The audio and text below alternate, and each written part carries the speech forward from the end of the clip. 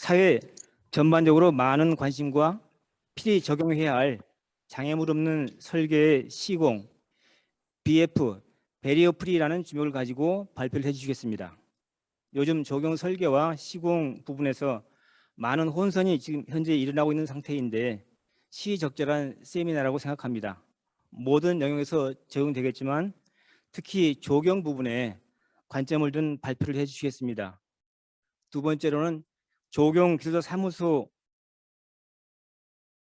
최원석 대표님께서 정원 문화 확산과 사례를 중점으로 발표를 해주시겠고, 아이비전 대표이사이신 주미옥 부위원장님께서 수변 경관의 국내외 비교를 통한 개발 방향 모색이라는 주제를 가지고 논의가 있겠습니다. 이어서 경관위원이신 삼육대 이임정 교수님께서 경관계획 평가 항목 선정 기준이라는 주제를 가지고 세미나에 참여하고자 합니다.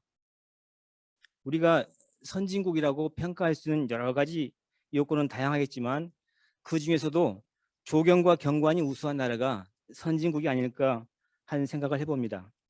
복잡하고 어려운 집합체인 건축물 마지막 완성은 조경과 경관이 아닐까요? 아무쪼록 귀한 시간, 좋은 정보 장이 되었으면 합니다. 모든 사회 환경이 어려운 이 시기지만 건축학회 모든 회원님들의 건강하시고 올해 목표하신 모든 일 모두 다 성취하시고 좋은 일만 가득하기를 바라겠습니다. 더불어 건축학회의 무궁한 발전을 기원합니다. 감사합니다.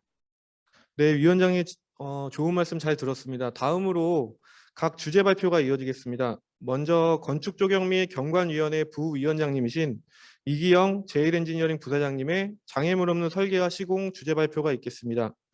부위원장님께서 시간이 여의치 않으셔서 비대면으로 발표 진행되겠습니다. 다른 비대면 접속하신 분들은 발표자 및 질의응답자 외에는 음소거 부탁드리겠습니다. 네, 안녕하세요. 잘 들립니까? 네. 잘 들리세요? 예, 제일 엔지니어링 조경사업부에 근무하는 이기영입니다. 오늘 가서 여러 가지 준비에 많은 에러를 또 이겨내시고 이렇게 좋은 세미나를 열게 해주신 대한건축학회 강 회장님, 그리고 조경건강위원회 김은 위원장님, 그리고 또 이렇게 다른 세션에 참가하시는 최원석 대표님, 주미옥 대표님, 또 임종 교수님께도 감사드리고요. 위원장님 말씀처럼 모든 사업체 임직원 여러분께서도 함께 건강하시기를 기원하겠습니다. 그래서 오늘 발표할 내용은 제 세션이 한 25분 정도 되는데 한 55페이지로 이제 작성을 해봤는데 상당히 양은 사실 많습니다. 뭐 제가 지은 책 배리어 프리 디자인 및 배리어 인증이라는 이 책 내용을 간단히 이제 50여 페이지에 이제 걸쳐서 요약을 하긴 했는데 여러분들께서 이제 배리어 프리라는 말을 많이 들어보셨겠지만 그것이 실제적으로 이제 우리가 설계하고 시공할 때 어떻게 접목을 하고 있느냐에 대한 좀 생소한 분야일 것 같아서 기초 개념서부터 한 5가지 큰 주제를 갖고 이제 설명을 하는데 두 번째는 이제 설계 시공 방향이 뭐냐, 기초 개념에 의해서, 그 다음에 장애물 없는 그 관련 법령이 뭐가 있느냐, 그 다음에 이제 실제적으로 여러분들이 이제 인증을 받거나 또는 이제 시공할 때 필요로 하는 6개 분야에 대한 인증 제도에 관해서 좀 소개를 드리고요. 그리고 나머지 이제 사례를 한 12가지를 소개했는데 제가 지은 척에는 한 50여 가지를 소개했는데 주로 이제 외부 공간에 관해서 뭐 건축 내부 설계 시공의 방향 내용도 소개할 수 있으나 너무 많고 그래서 이제 이번 발표가 주로 이제 조경 경관 쪽의 내용의 발표가 되기 때문에 외부 공간 중심으로 이제 사례를 발표해보고자 합니다. 그래서 또 질의사항이 있는 경우에 마지막 종합 시간에 간단히 질문해 드리면 저 나름대로 최선을 다해서 답변을 드리겠습니다. 도면에 이제 한 10여 년 전에 이제 안나푸르나를 가서 이제 트레킹하는 중에 한 40대 중반 된 여인이 한 120kg 나무 짐을 지고 가는 것을 보고 사진을 찍었는데 우리의 삶이란 이렇게 고달픈 것 같아요. 이 고달픈 여인들이 이제 살펴보면 자유롭지를 못한데 병으로부터 이제 자유를 우리가 얻어야 되고 또 무지한 것부터 또 가난으로부터 자유를 얻어야 되지만 도시 공간에서는 생활 환경에서는 어떤 장애물이 많다고 봐요. 우리 몸에서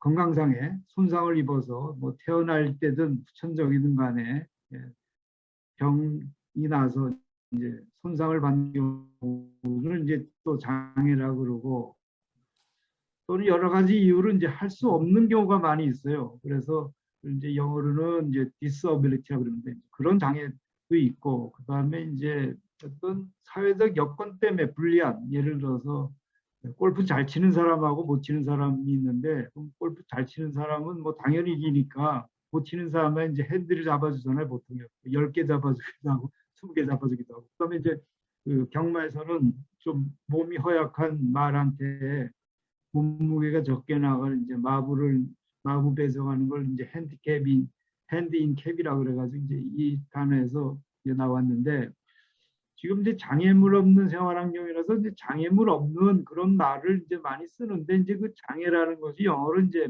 배리어라고 그럽니다. 그래서 그 배리어가 이제 바리케이트하고 이제 같은 어원을 가지고 있는데 보통 우리가 이제 해석하기를 장애물, 장애 또는 뭐 장벽 이제 이런 말로 이제 시작을 하는데 그 장애물 유형을 보면 이제 물리적인 것과 비물리적인 게 있고 또 그다음에 상대적인 거하고 이제 절대적인 게 있는데 뭐 어떤 사람에게는 경사도 5분의 1이 장애물이 전혀 안 되지만 장애가 이제 되는 분들도 있죠. 그다음에 예를 들어서 그 경사도가 뭐 12분의 1인데 30m 길의 경사로라 그러면 더더구나 이제 휠체어 장애인은 갈 수가 없겠죠. 그다음에 2차원 장애물, 3차원 장애물. 뭐 보도상에 이제 프로젝트 창 같은 경우에 이제 3차원 장애물이 되고 또 환경에 의한 장애물, 눈에 보이지 않는 이제 블랙 아이스 같은 경우도 이제 다 장애물로 이제 숨어 있어서 상당히 큰 사고를 유발하고 그렇죠. 그다음에 이제 재료에 의한 장애물. 요새 이제 특히 친환경제인 목재를 많이 쓰는데 이제 목재가 상당히 큰 장애물입니다. 왜냐하면 목재 시공해 놓으면 5년 내에서 10년 사이에 목재가 이제 뜨고 갈라지고 그런 장애가 있고 또 겨울에는 상당히 그 수분을 흡수 많이 해서 이게 또 이제 블랙 아이스 현상을 일으키고 그다음에 폭이 뭐 한 20cm 또는 20cm 되는 이제 스테인리스 판 같은 것도 이제 큰 장애물이 되고 또 어떤 뭐 비곡에 의한 장애물도 있겠죠. 우리 철면 높이를 보통 18cm 이하로 하라 그러는데 이제 철면 높이를 30cm로 하게 되면은 특수한 계층에 대해서 이제 장애물로 이제 여겨지게 되죠. 그다음에 이제 심리적인 장애가 있는데 이제 뭐 수치심을 느끼거나 상실감, 불안감 뭐 이런 뭐 예를 들면 시각장애 있는 휠체어를 이상한데 구석진데 배치했다 그러면 상당히 기분 나쁘겠죠. 이런 것이 이제 차별적 요소라 그래서 이것도 이제 장애물로 이제 여깁니다. 그리고 여러분들이 많이 들은 이제 배려프리하고 장애 이제 유니버설 디자인하고 이제 무슨 차이가 있냐 이제 이런 꿈을 갖고 계신데 시작은 이제 배려프리를 이제 1950년도 미국 위주로 이제 시작을 하다가 이제 마지막으로 이제 1974년 유엔 장애인 생활환경 전문가회에서 이제 배려프리 디자인 보고서가 이제 작성이 되면서 세계적으로 이제 배려프리라는 이제 개념들이 이제 확산되다가 최근에는 이제 1985년 미국 로널드 메이스 교수가 이제 유니버설 디자인 실원칙이라는 걸 발표해가지고 요새는 이제 범용 디자인, 뭐 보편 디자인하고 많이 해석을 하고 있는데 유니버설 디자인하고 이제 배려 프리 디자인하고 이제 많이 같이 쓰고는 있습니다. 그런데 유니버설 디자인 보통 이제 그 배려 프리를 포함해서 이제 그 생활용품이라는 그런 쪽으로 많이 응용이 되고 이제 미국하고 유럽 계통의 이제 accessibility라는 개념을 많이 쓰고 또 그다음에 이제 학자들에 따라서 이제 디자인 for all이라든가 또 뭐 inclusive design, adaptive, 뭐 lifespan, transgeneration 이런 이제 유사 명식을 많이 쓰고 있는데 개념은 거의 뭐 90% 이상 같다고 보시면 됩니다. 근데 이제 우리나라에서는 이제 barrier free design이라는 걸 도입을 사실 미국에서는 accessibility라는 개념을 쓰고 있을 때 우리나라에서 이제 배리어 프리 디자인 용어를 이제 가지고 들어왔는데 이것은 이제 1900년도 말에 행복 도시를 건설하면서 자기의 목표를 할 때에 배리어 프리 개념을 이제 집어넣어 가지고 도시 건설을 하게 된 그 제안을 이제 국토부가 받아들여 가지고 이제 보건복지부하고 같이 배리어 프리 디자인, 뭐 배리어 프리 없는 도시를 만들자 이런 개념이 이제 시작이 돼 가지고 한국은 유니버설 디자인보다 사실 배리어 프리 디자인이 이제 많이 쓰게 된 이제 이유가 되겠죠. 그래서 지금은 현재는 이제 배리어 프리 디자인하고 유니버설 디자인하고 공통적으로 쓰고 있다고 생각하시면 되고 뒤에 가서 지금 우리나라 이제 국가나 지방자치단체가 어떻게 쓰고 있는지를 간단히 이제 설명을 하겠습니다. 그러면 이제 장애물 없는 설계, 이제 배리어 프리 설계 디자인의 이제 관련 법을 여기서 좀 잠깐 살펴보면 크게 보면은 이제 우리나라 법이 한 12만 개 정도가 되는데 그 중에서 도시 차원, 그다음에 뭐 단지 차원, 건축 차원, 뭐 시설물 차원을 이렇게 보면 한 80여 가지 법이 있어요. 그 중에서 이제 배리어 프리 디자인과 관련된 것을 이제 구체적으로 고른다면 8개 법령이 있는데 장애인 복지법, 장애인 노인 임산부 등의 편의 증진 보장에 관한 법률, 국토의 개인 및 관한 법률, 교통약자의 이동 편의 증진법, 그다음에 장애인 차별 금지 및 권리 구제에 관한 법률, 그다음에 이제 외교통상부에서 이제 관장하는 장애인의 권리에 관한 협약. 이거는 이제 우리나라 국제조약으로 돼가지고 이제 4년인가 5년에 한 번씩 유엔에서 이제 보고를 우리나라가 이제 BF를 어떻게 잘하고 있다는 국제적인 이행 실천에 관한 내용을 이제 보고를 하고 있고요. 그다음에 이제 행정안전부에서 관장하는 이제 행정안전 및 편의증진 보장법률. 그래서 그다음에 이제 규칙으로는 이제 보건복지부 소부가 이제 공동으로 이제 관리하고 있는 생활환경 인증에 관한 이제 규칙이 이제 그래서 대체로 크게 보면 이제 한 7가지에서 이제 규칙까지 보면 8가지가 되는데 이제 이 법령을 이렇게 만든 이유가 2030년 되면 우리나라 인구가 한 5천만이 이제 지금 되고 있지만 이제 2030년 되면 5,100만이 넘어가는데 BF 혜택을 받을 인구를 이제 자세히 살펴보시면 노인이 전 국민의 한 25%가 되고요. 그다음에 이제 어린이, 노인, 장애인, 임산부, 영유아, 동반자 포함해가지고 이제 모든 국민의 이제 한 40%에 달하는 정확히 뭐 한 39%에 달하는 2천만 명이 5천만 명 중에 5,100만 명 중에 2천만 명이 이제 교통약자로 보시면 됩니다. 이 교통약자 이제 여기에서 보시는 교통약자 이동편의 증진법에 의한 이제 법정 용어인데 교통약자라 하면 이제 어린이, 노인, 장애인, 임산부, 영유아, 동반자를 교통약자로 보는데 전체 인구의 29%가 39%가 2천만 명이 되는 사람이 교통약자이기 때문에 이제 배리어 프리 이제 설계를 하라는 게 이제 국가의 이제 방침이 되겠습니다. 그래서 배리어 프리 이제 광역정이 보면 이제 차별금지를 해라.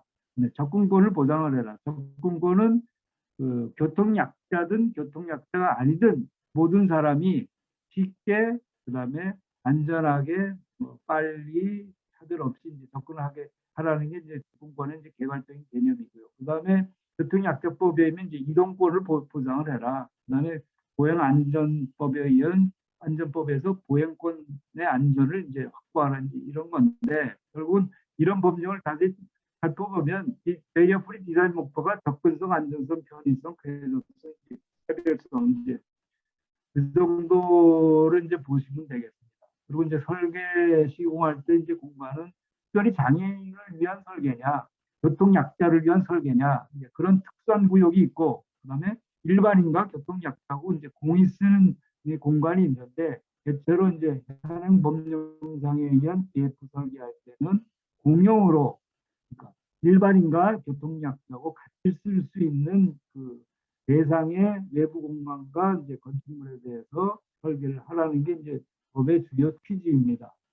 그리고 이제 특별히 하나 말씀드리면 보통 이제 장애인 화장실이라 그러는데 이제 법정 용어는 장애인 등이 이용 가능한 화장실이다. 그래서 장애인도 쓰고 다른 사람들 쓸 수 있게 모든 사람이 범용의 공간으로 쓸 수 있도록 이제 법으로 정해놨기 때문에 여러분들도 이제 장애인들을 이제 특별히 배려하고 고려를 해야 되겠지만 특별히 비어 있는 경우에 여러분들이 이제 사용해도 되는 거고, 그다음에 주차장에서 장애인 전용 주차구역에는 일반인이 사용할 수 있습니다. 법령에서 이제 50만 원 벌금 내는 공간이 되어 있는 것처럼 넌 배리어 프리 할 곳이 있고 이제 특별히 이제 배리어 프리 할 곳이 있고 그다음에 범용적으로 배리어 프리 할 수 있는 그런 구역이 있다. 예를 들어서 이제 파출소 같은 경우에는 이제 범용 1팀은 이제 범용적으로 이제 배려 프리를 해야 되고 2팀 같은 경우는 이제 파출소의 그 직원들이 쓸 수 있기 때문에 이제 배려 프리를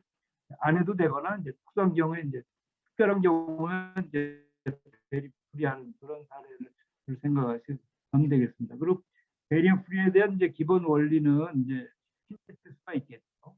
그거를 이제 여러분들이 참작을 하시라는 이제 자료를 쭉 띄워놨고요. 그 다음에 그 뭐 내부 공간에서도 이제 보행의 속도라든가 각 개인의 이제 영역성 혼잡도를 이제 고려해서 이제 배려 프리 설계를 해야 되고 그다음에 이제 보행할 때 이제 보행의 이제 종당 경사, 횡단 경사도 한 100분의 3 정도가 이제 적정하다는 게 이제 일반 기준이고 그다음에 이제 신체적으로 약자인 이제 장애인이 이제 여러 가지인데 법적으로 한 15가지로 이제 구별이 되어 있습니다. 그래서 이제 휠체어 장애인들은 이제 목발을 사용하는 휠체어를 타야 되는데 이제 그 사람들도 여러 가지 이제 장비를 많이 가지고 다니죠.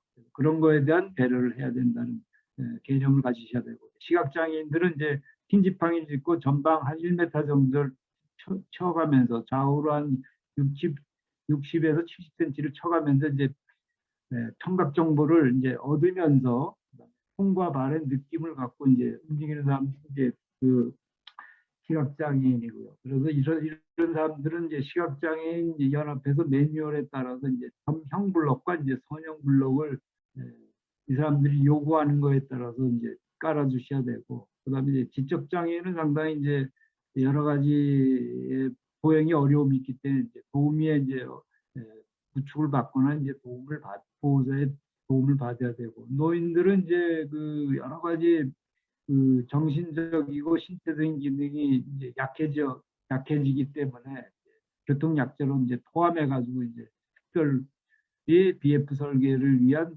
국민의 25% 되는 그 사람의 노인들을 위한 설계를 해달라는 게 지금 정부 방침이고, 그다음에 임산부는 이제 인부와 산부를 말하는데 이 사람들도 전 국민의 많은 비중을 차지하고 있지 않아 이 사람들을 위한 설계를 하라는 거고, 어린이도 이제 그 돌발적이고 충동적인 지능이 발달하지 아니한 사람들을 위해서 설계를 해야 되고, 그다음에 이제 외국인들 문화적 장벽이 높죠. 그다음에 일시적인 장애를 가지고 있는 사람들을 위해서 이제 또 설계를 해야 되고, 그래서 BF 설계를 할 때 이제 기본적으로 해야 될 것과 하지 말아야 될 게 있습니다. 그래서 그 기본적인 개념으로는 이제 평균적인 보통의 사람의 개념에 맞춰서 정통적으로 설계를 해서는 안 되고, 특별 그룹을 위해서 설계는 안 되고, 그다음에 이제 사용자의 참여를 이제 과소평가하지 말고, 그다음에 시각, 청각, 촉각 이런 여러 가지 이제 정보 제공을 여러 가지로 이제 해달라는 것이 이제 BF의 주된 개념입니다. 시간이 없어서 빨리 넘어가면 우리나라에서 지금 보통 혼용도로에서 매일 3.6명 코로나 환자 이상으로 많이 이제 죽고 다치고 있습니다. 그리고 특히 뭐 계단 같은 데서는 학교 학생들과 계단에 저는 이제 49%가 계단에서 이제 사고 나기 사고 나고 이제 이런 문제들 때문에 이제 배려풀이 좀 강화할 필요가 있는데 교통사고로 인해서 우리나라 이제 2017년도 교통사고 비용이 23조에 이제 GDP 4% 된다는 게 이제 국가 통계도군요. 그래서 아까 설명했듯이 이제 우리나라 외부 공간 설계할 때 이제 주요 관련 법령이 한 80여 가지가 있는데 국토 차원, 도시 차원, 지역 차원, 단지 차원, 개별 시설물 차원 이렇게 법적으로 있고요. 그 다음에 아까 설명드린 이제 관련 법령이 이제 주요 법령이 이제 한 7가지가 되고 인증 규칙이라는 게 이제 있다는 걸 설명을 드렸고요. 그래서 접근권, 이동권, 그다음에 차별 금지를 하라는 게 이제 주요 개념인데 외부 공간에서 뭐 나무의 가지치기라든가 과속 방지턱, 횡단보도 문제, 공공공지 문제, 공원 시설, 그다음에 스트리트 퍼니처, 그다음에 계단 경사로, 뭐 조명, 뭐 이런 것들이 다 이제 배려풀이 대상 이제 시설이 이제 되겠습니다. 그래서 이런 것들을 여러분들이 이제 설계할 때 다 참작을 하셔야 되고 최근에 이제 생활도로구역이라 그래서 이제 그 30km 이면도로 폭이 좁은 이제 국지도로나 이제 직분산도로에는 이제 30km 이상을 못 내게 했죠. 그리고 이제 여기에는 일망통행이라든가 볼라드, 요철포장, 교차로 좁힘, 과속 방지턱 이런 것들을 이제 실시하고 있는 거예요. 이게 다 배려풀이 개념으로 보시면 되고. 그 다음에 이제 뭐 발표 시간이 이제 제약이 돼서요. 그 다음에 이제 보시면은 이제 지방자치단체가 유니버설 디자인 조례를 11개 지방자치단체에서 유니버설 디자인을 갖고, 그 다음에 21개 지방자치단체에서 가계불 없는 생활환경 조례를 가지고 있습니다.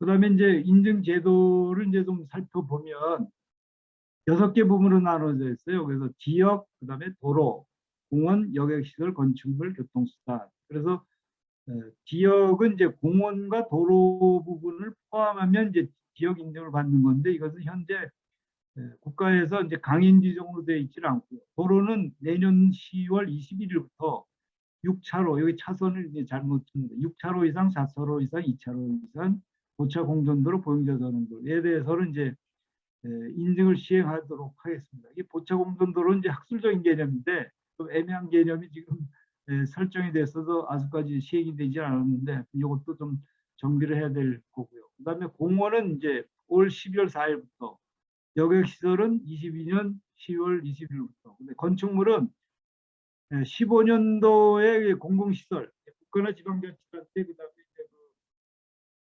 이제 공사, 중앙부처의 이제 공사 시행하는 건축물에 대해서는 이제 BF를 시행한 거를 여러분들이 알고 계시고, 내년부터는 민간시설 일부도 이제 시행을 하게 되겠습니다. 그리고 교통시설은 이제 이것도 내년 10월 20일부터 시행을 하는데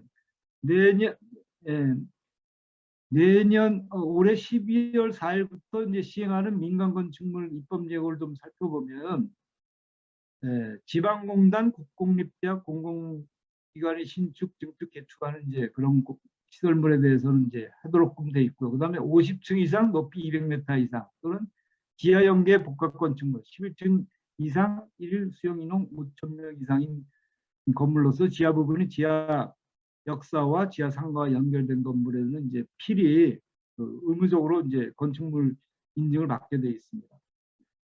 그렇게 돼 있고요. 그다음에 이제 도로 인증에 대해서 이제 공원은 이제 올 12월 4일부터 하는데 이제 국가공원, 생활권공원, 주재공원. 생활권공원이 우리나라 공원의 한 70% 이상이 되고 있죠.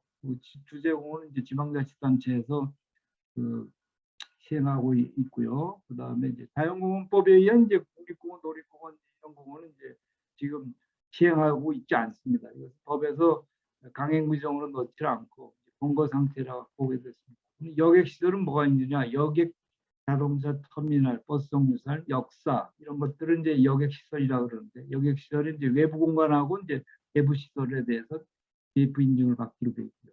건축물에 대해서도 이제 외부 공간, 조경 공간하고 내부 시설, 통로, 계단, 경사로, 승강기, 화장실의 문제, 그 다음에 이제 안내 시설, 점자블록, 시각장애인, 청각장애인들을 위한 피난 시설도 하고, 그다음에 기타 이제 잠을 잘 수 있는 이제 침실이 있거나 이제 그런 경우, 그다음에 접수대, 임산부 이제 이런 것들은 이제 건축 시설로서의 이제 인증을 받아야 되고, 교통 수단으로서는 이제 뭐 이제 버스, 이제 그다음에 철도 차량, 민간 항공기는 이제 가행 규정이 아니고요. 버스하고 주로 이제 전철이 교통 수단으로서의 이제 인증을 받아야 될 그런 시설들입니다. 그러면 인증 절차는 두 가지가 있는데, 예비 인증이 있고 본 인증이 있어요. 근데 예비 인증은 이제 인허가 시 또는 실시 설계 시에 이제 예비 인증을 많이 받는데, 시간을 줄이기 위해서 설계 착수하고 이제 기본 설계들을 끝나고 나면 보통 이제 예비 인증을 많이 받고요. 본 인증은 이제 공사를 필요하고 나서 본 인증을 받게 돼 있는데, 지금 현실적으로 공사 준공 예비 공사 준공 정도 받으면 이제 본 인증을 받는 준비에 들어가고 있습니다. 그래서 누가 이제 예비 인증을 받느냐, 이제 이거 시설 소유자, 관리자, 뭐 시공자, 지방자치단체 장들, 개별 사업 시행자가 받기로 되고요. 그다음에 이제 예비 인증은 보통 이제 한 3인 정도의 심사단이 이제 심의를 하고요. 그래서 예비 인증의 첫 단계로 이제 심사 단계가 있고, 그다음에 이제 심의 단계가 있습니다. 그래서 요새는 한 5명 정도가 심의를 하는데, 70점 미만이면 이제 다시 인증을 받아야 돼요. 그래서 인증을 받을 때 이제 원한 적합, 조건부, 부적합, 재심의, 심사보류 이제 이 정도로 이제 많이 받고 있죠. 그다음에 쭉 가서 이제 문제는 이제 본인증 좀 설명을 드리면, 이제 본인증을 못 받으면 이제 준공이 안 떨어집니다. 그래서 본인증을 받기 전에 그 공사 시에 여러 가지 예비 인증 받은 내용을 준수해야 되고, 설계 변경 때 본인증을 받기 위해서 좀 섬세하게 이제 설계 변경과 시공을 해야 되고, 그런 문제가 있습니다. 그래서 재시공이 거의 이제 뭐 없는, 본인증 받을 때 재시공이 없는 경우가 거의 없습니다. 그래서 설계 변경하고 이제 본인증을 받을 걸 대비해서 잘 현장에서 설계 검토를 해야 되는데, 예비 인증 때 이제 도면이 잘 현장까지 시달이 안 돼가지고 임의 시공을 하는 문제도 많이 있습니다. 항상 이제 인증을 받는 해당 시설에 대해서는 예비 인증 서류를 잘 검토하고, 설계 변경 때 본인증을 받을 것을 생각해서 잘 설계 변경해야 되고, 전문가한테 좀 의견을 구하면 매우 좋습니다. 2008년부터 2020년까지 한 8천여 건이 됐는데, 한 95% 이상이 다 건축물이고, 다른 인증이 없는 게, 이제 건축물은 2015년도부터 16년도에 갑자기 600건으로 늘어서, 15년도에 이제 건축물 공공 부분에서 이제 있는 거는 다 본인 예비 인증을 받도록 법에 이제 명시를 해놔가지고, 16년도 갑자기 이제 올라가지고 이제 건축물에 대한 인증이 많기 때문에 이제 다른 시설들은 이제 별로 인증을 받지를 않고 있습니다. 이게 제 시간이 너무 많이 지나가는데, 그래서 예비 인증 표를 생략하고, 이제 인증 시 오차, 아까 이야기했지만 이제 공공사 할 때 이제 오차를 줄여야만 재시공도 없어지고 본인증을 이제 쉽게 받을 수 있다는 걸 좀 이념해 두시고, 표 26과 이제 표 27은 이제 예비 인증하고 본인증 때 이제 오차 발생 원인에 대한 이제 설명을 하고요. 그 다음에 이제 장애물 없는 설계 시공 이제 사례를 발표를 하는데, 제 발표 시간이 25분까지 돼 있죠.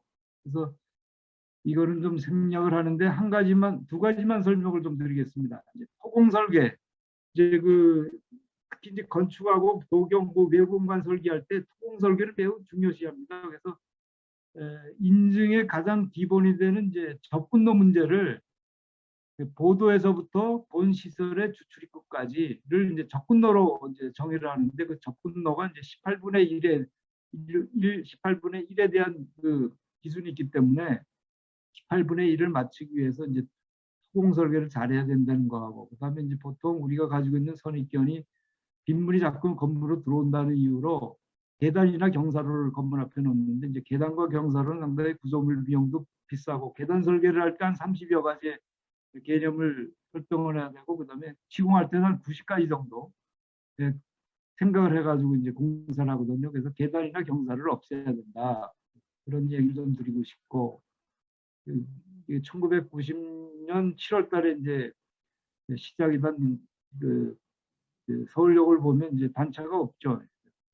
수평 접근이 되도록 이제 시공을 한 사례를 좀 기념해 두시고, 그래서 설계를 하실 때 이제 보도 같은 경우에는 장애물 구역과 장애물이 없는 구역으로 나눠서 이제 설계를 해 주셔야 된다는 개념을 좀 넣어주시면 좋을 것 같고, 그다음에 접근로에 대해서는 18분의 1 폭은 1.2m로 하고, 좌우 경사는 24분의 1, 단차는 2cm, 그다음에 평탄하게 하고 틈이 1cm 미만이고 구멍은 2cm 미만, CSR 미끄럼 방지 계수죠. 0.4 이상으로 해야 된다는 거. 그리고 보행 장애물이 없어야 된다는 거. 그다음에 이제 시각 장애인을 위한 점형 선형 블록을 이제 넣어줘야 된다는 거. 그다음에 이제 연속 경사에 대해서는 자료를 좀 참고를 해 주시고요. 그다음에 쭉 넘어가서 차량 진출입구, 이제 건물로 접근하기 위해서 이제 하도에서 보도를 따고 들어가는 것을 이제 법정용어로 차량 진출입구라 그럽니다. 그래서 차량 진출입구를 도로 설계를 하지 말고 보도 설계를 해달라는 게 이제 법의 주요 개념입니다. 많은 사람들이 이 부분을 횡단보도로 착각을 하고 있는데, 이거 횡단보도가 아니라 그냥 차를 가진 사람이 보도를 잠깐 들려서 뒷차선으로 간다는 그런 구역을 이제 보도 포장을 해야 된다는 거예요. 이게 사례를 보면 이게 좌측에 있는 이제 미국인데, 그냥 보도를 평평하게 수평 공간이 되도록 설계를 하고, 우리나라 이게 문중동에 있는 사례인데 조금 더 잘못되긴 한데 이렇게 보도 설계를 하라는 거죠. 그래서 횡단보도 표시한 건 이건 좀 잘못된 사례가 되겠습니다. 또 계단도 이제 상당히 설계를 섬세한 시공을 해야만 이게 되는 설계라서 계단에 대한 대시공이 이제 많이 지적이 되고 있습니다. 본인증할 때 계단에 이제 코를 어떻게 만드냐, 뭐 돌출을 어떻게 시키냐, 뭐 체면이 있냐 없냐 이런 것들을 상당히 섬세하게 이제 봅니다. 계단 코도 이제 이게 각으로 꺾지 말고 한 5mm에서 한 10mm 정도 이제 죽이는 설계를 좀 해주셔야 된다는 거 하고, 공개공지 설계도 생략을 하겠습니다. 그것도 우리 볼라드라고 보통 그런 이제 법정 용어로는 이제 차량 진입 못하게 차량 진입 억정 말뚝인데, 이것이 시각장애인하고 이제 일반인한테 많은 장애물이 되기 때문에 가급 설계를 지양시키고 있습니다. 그렇게 이해를 해주시고요. 그다음에 늦더라도 이제 법적으로 사람이 부딪혀도 이제 다치지 않는 재료와 구조로 이제 만들라는 게. 그다음에 여기서 이제 ISA를 한 가지 이제 설명을 하고 이제 마치도록 해야겠는데, 이제 IS라는 게 뭐냐면 인터내셔널 심벌 오브 억세스인데, 여기 이제 청색 바탕에 흰색 또는 흰색 바탕에 이제 청색으로 이제 장애인 표시를 하면은 이것이 모든 교통약자에게 이제 필요한 시설, 필요한 곳에 이제 이 표지만 심볼만 붙이면은 이제 된다는 국제적인 약속입니다. 그래서 이 용어를 이제 ISA라 그러는데, 설계할 때 교통약자에게 필요한 또는 특히 장애인에게 필요한 공간에 대해서는 시설에 대해서는 이제 이 ISA 마크를 이제 부착해야 된다는 게 이제 우리나라와 국제적인 그 약속입니다. 그래서 이제 뭐 각종 그 사인 그림 문자 픽토그램을 넣어야 되고, 뭐 차량 속도 저감 시설 설계 시공에 관한 자료를 이제 보시고요. 그다음에 생활안전구역 30구역 지정에 대해서 설명을 드렸고, 경사로에 대해서는 뭐 여러 가지 설계 방법이 있다는 것을 설명을 드리고, 너무나 시간을 제가 다음 세션 최 소장님 시간을 많이 떠서 죄송하고요. 방대한 내용을 간단히 설명하자니 그렇게 설명하고, 개인적으로 제 전화번호를 종합 세션 할 때 부족 하나만 답변을 드리겠습니다. 이상입니다. 감사합니다. 네, 설계와 시공 시에 이제 헷갈릴 수 있는 BF 인증과 관련된 부분을 자세하게 설명해 주신 이기영 부위원장님께 진심으로 감사드립니다. 시간 관계상 발표 주제 관련 질의 혹은 토론은 네 분의 위원님들 발표 후에 종합 토론으로 넘어가도록 하겠습니다. 이제 다음으로 제가 정원 문화의 확산과 사례에 대한 주제 발표를 시작을 하겠습니다. 네, 축소 이해되었던 이제 사유의 정원과 그리고 국내 최초 국제정원 박람회 개최와 법 개정의 영향으로 양적, 질적으로 확장된 공공의 정원, 그리고 이를 토대로 시대적 예술성을 반영한 미적 경험 대상으로의 정원으로 카테고리를 구분했는데요. 어쨌든 전체적인 맥락 안에서는 과거에 이제 개인의 소유였던 정원에서 이제 공공을 위한 정원으로 점점 확장되어 나아가고 있다는 건데요. 과거 60에서 70년대에 이제 평창동과 성북동을 중심으로 접근하기 어려운 상류층 고유의 문화로 자리 잡았던 개인주택 정원입니다. 대부분 이제 60년대에서 70년대에 이제 평창동과 성북동을 중심으로 이루어졌고, 이제 대부분 논문이나 이제 인터뷰 내용들을 보게 되면은 대부분 일본식 정원의 모방적 수용과 그리고 자연주의식 풍경 식재가 거의 주를 이뤘습니다. 이제 대부분의 정원들은 이제 보시다시피 이제 높은 담으로 이제 주변과 완벽하게 폐쇄된 공간으로 이제 안에 들어가 있었고요.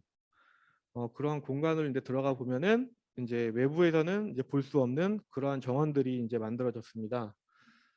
이제 그 당시의 정원공사의 가장 특징이라고 할 수 있는 점은 이제 조경과의 이제 차별점을 두고자 한다고 하면은 당시에 이제 정원공사는 이제 나무가 자라는 기간을 기다리지 않고 준공 후가 바로 완성형의 모습이 될 수 있게 성목을 가지고 대부분 이제 정원을 조성하였는데 어쨌든 이런 평창동과 성북동의 이제 이런 집들은 이제 저희들 소위 말하는 이제 회장님들의 집이기 때문에 단위 공사비가 굉장히 커서 어떤 이게 외부에서 이제 보기 힘든 그런 정원들을 많이 조성할 수 있었습니다.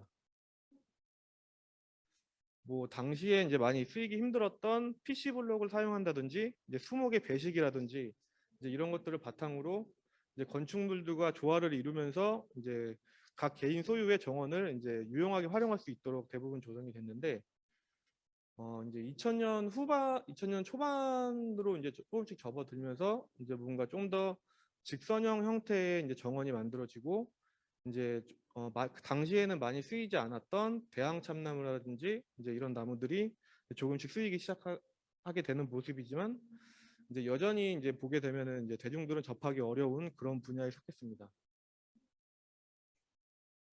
이런 정원 문화가 이제 급속도로 확장되게 시작된 계기라고 판단이 되는데요.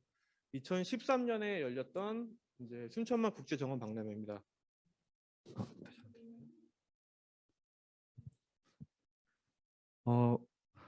국내에서 최초로 열렸던 이제 국제정원 박람회고요.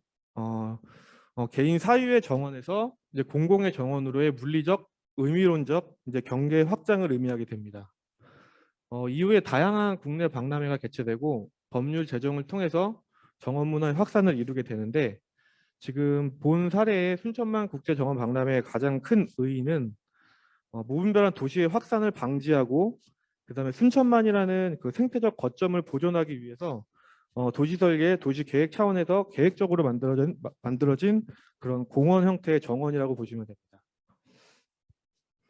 본 정원은 이제 순천만 국제정원 박람회에서 참여했던 서울 정원의 모습인데요.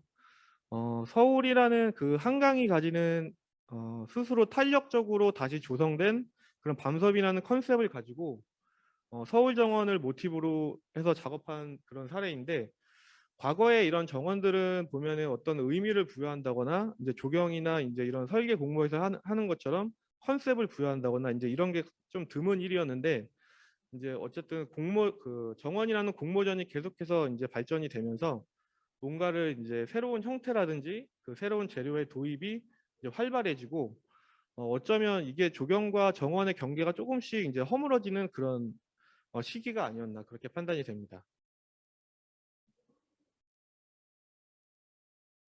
이후에 이제 더 나아가서 2015년에는 수목원 정원의 조성 및 진흥에 관한 법률이 개정이 되면서 정원이라는 개념이 이제 확고해지고 그리고 국가정원, 지방정원, 공동체 정원 등과 같은 그런 정원들이 이제 지원을 받을 수 있는 체계가 이제 조성이 되면서 순천만 제1호 순천만 국가정원이 지정이 되고 그런 산림청의 이제 제도와 이제 제도적 지원과 금전적인 지원을 바탕으로 2023년에는 순천만 국제정원 박람회가 개최 예정이라고 합니다. 다시 한번.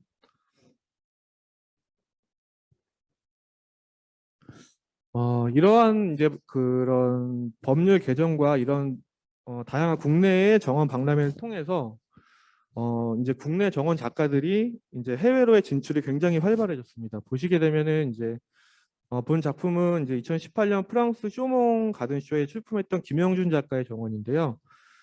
본 정원은 이제 그 당시 쇼몽에서 나왔던 사색이라는 주제를 가지고 가장 한국적인 모습을 만들기 위해서 이제 낚시와 이제 유배라는 그런 컨셉과 결부를 시켜서 사색하는 정원 이제 그런 거를 컨셉으로 만들었던 걸로 이제 국내적으로 호평을 받은 작품입니다. 어, 현대 그 주거공간을 대표하는 공동주택에서도 이런 정원 문화를 이제 쉽게 접할 수 있는 건 아니지만 과거에도 이제 작가 정원 이전에 그런 정원들을 조성한 사례들이 좀 있었는데요. 제 개인적인 판단으로는 2003년에 조성됐던 도곡동 타워팰리스가 그런 것이 아닌가라고 판단이 듭니다. 본 정원 같은 경우에는 이제 정원이라고 할 수는 없지만 어떤 특정한 컨셉보다는 이제 정원의 분위기를 최대한 느낄 수 있도록 공동주택 내에서 조성한 공간이고요. 가장 좀 특이했던 점은 이제 설계와 시공 그리고 조형물의 제작과 설치까지 전 과정을 이제 한 번에 제작을 해서 만들었던 그런 공간으로 보시게 되면은 이제 조금 독특한 부분은 이제 뭐 일반적으로 많이 보일 수 있는 메타세콰이어 같은 그런 수목들을 목대를 감상할 수 있도록 그 강전정을 통해서 나무 자체를 조형화한다든지 이제 이런 디테일을 조금 더 이제 담았던 그런 공간으로 볼 수 있습니다. 이것 또한 이제 비슷한 맥락에서 보여지는 서초동 미켈란 이제 공동주택의 모습이고요. 최근에는 이제 작가라는 그 공식 명칭이 이제 명명되는 이제 부분들이 많아서 이제 공동주택 수요와 맞물려서 아파트 내 이제 특화 공간에 작가 정원을 주제로 이제 특화 공간을 설계부터 시공까지 조성하는 사례들이 굉장히 늘어나고 있습니다. 그래서 본 사례도 보시게 되면은 이제 일반적으로 공동주택에 공사하는 그 외부 공간과는 이제 완벽한 차별성을 둬야 되기 때문에 특화 공간이기 때문에 조금 더 과감한 이제 선형과 과감한 재료의 도입이 이제 적극적으로 이제 시도가 되었고 이제 공동주택에서는 볼 수 없는 새로운 형태들이 이제 많이 등장하게 됩니다. 뭐 주상복합 사례에서도 많이 볼 수 있고요. 본 모습을. 근데 이런 공간들은 확실히 그 전체 공동주택에서 공사하는 그 조경공사의 단위 면적 대비당 공사비가 상당히 높기 때문에 일단은 그 특화 공간을 조성하기 위한 목적이 이제 어쨌든 명확하다고 본다고 하면은 특화된 공간으로 조성하기 정말 충분합니다. 본 사례 같은 경우에는 이제 가장 최근에 조성돼서 이제 참여했던 그런 정원인데요. 이제 점점 이제 어떤 이제 조형 작가들과 이제 협업도 이루어지고 그 조형물을 감상하기 위한 어떤 미술관 형태의 아파트 단지 내에 미술관 형태의 그런 정원을 조성하는 그런 사례들도 굉장히 많이 늘어나고 있습니다. 뭐 어떤 도래 소재와 철의 소재의 이제 대비를 통해서 뭔가 조금 더 감각적으로 표현하는 부분들도 있고요.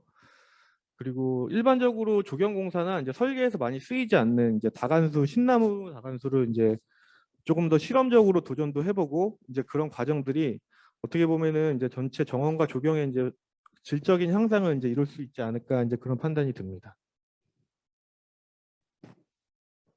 이제 그 정원 자체에 이제 공간을 내려갈 때는 이제 보이지 않지만 이제 조금 더 걸어가게 되면은 이제 그 눈에 띄는 어떤 식재와 동선을 통해서 이제 만들어지는 그런 디테일도 볼 수 있습니다. 앞에서 설명드린 것처럼 그 정원 문화가 굉장히 빠르게 확산되고 그리고 질적 양적으로 많이 이제 확장이 되고 있는 시점이긴 한데요. 이제 여전히 이제 예를 들면 조경 분야 같은 유사 분야와 그 정원의 개념이라든지 범위에 대한 이제 해석과 이해의 차이가 이제 엄청 분분하고요. 그리고 그 정원은 이제 일반 공사와는 다르게 그 품이라든지 소규모에 대한 단가라든지 이러한 제도적이나 법적 기준이 이제 마련되어 있지 않기 때문에 이제 그런 조성 기반이 부재하고, 그리고 이제 말씀드렸던 공동주택 이제 민간 설계 공사 같은 경우에는 이제 설계와 시공까지 일원화해서 만들 수 있지만, 이제 관공서 같은 경우에는 정원 이름으로 발주는 됐지만 설계와 이제 시공이 이원화돼서 이제 그 정원 작가가 의도했던 도면상 표기하기 어려웠던 그런 내용들을 시공에 다 담아내지 못하는 그런 설계 시공의 이원화라는 이제 제도적인 한계점이 있습니다.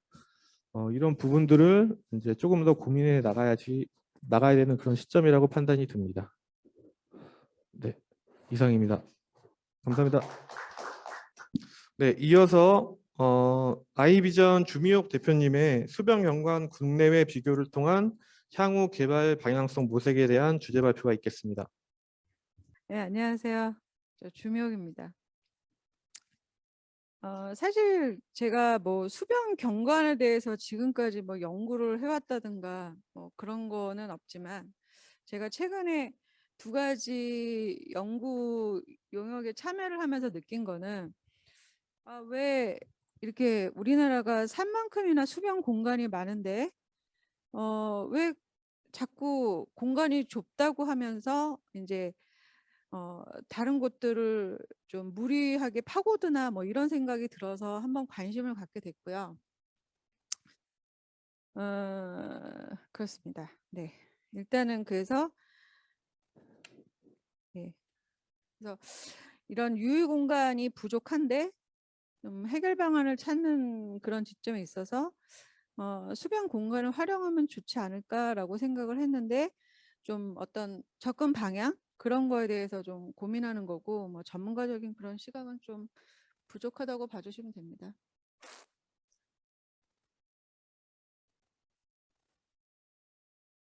네, 좋은 수변 공간이란 무엇일까?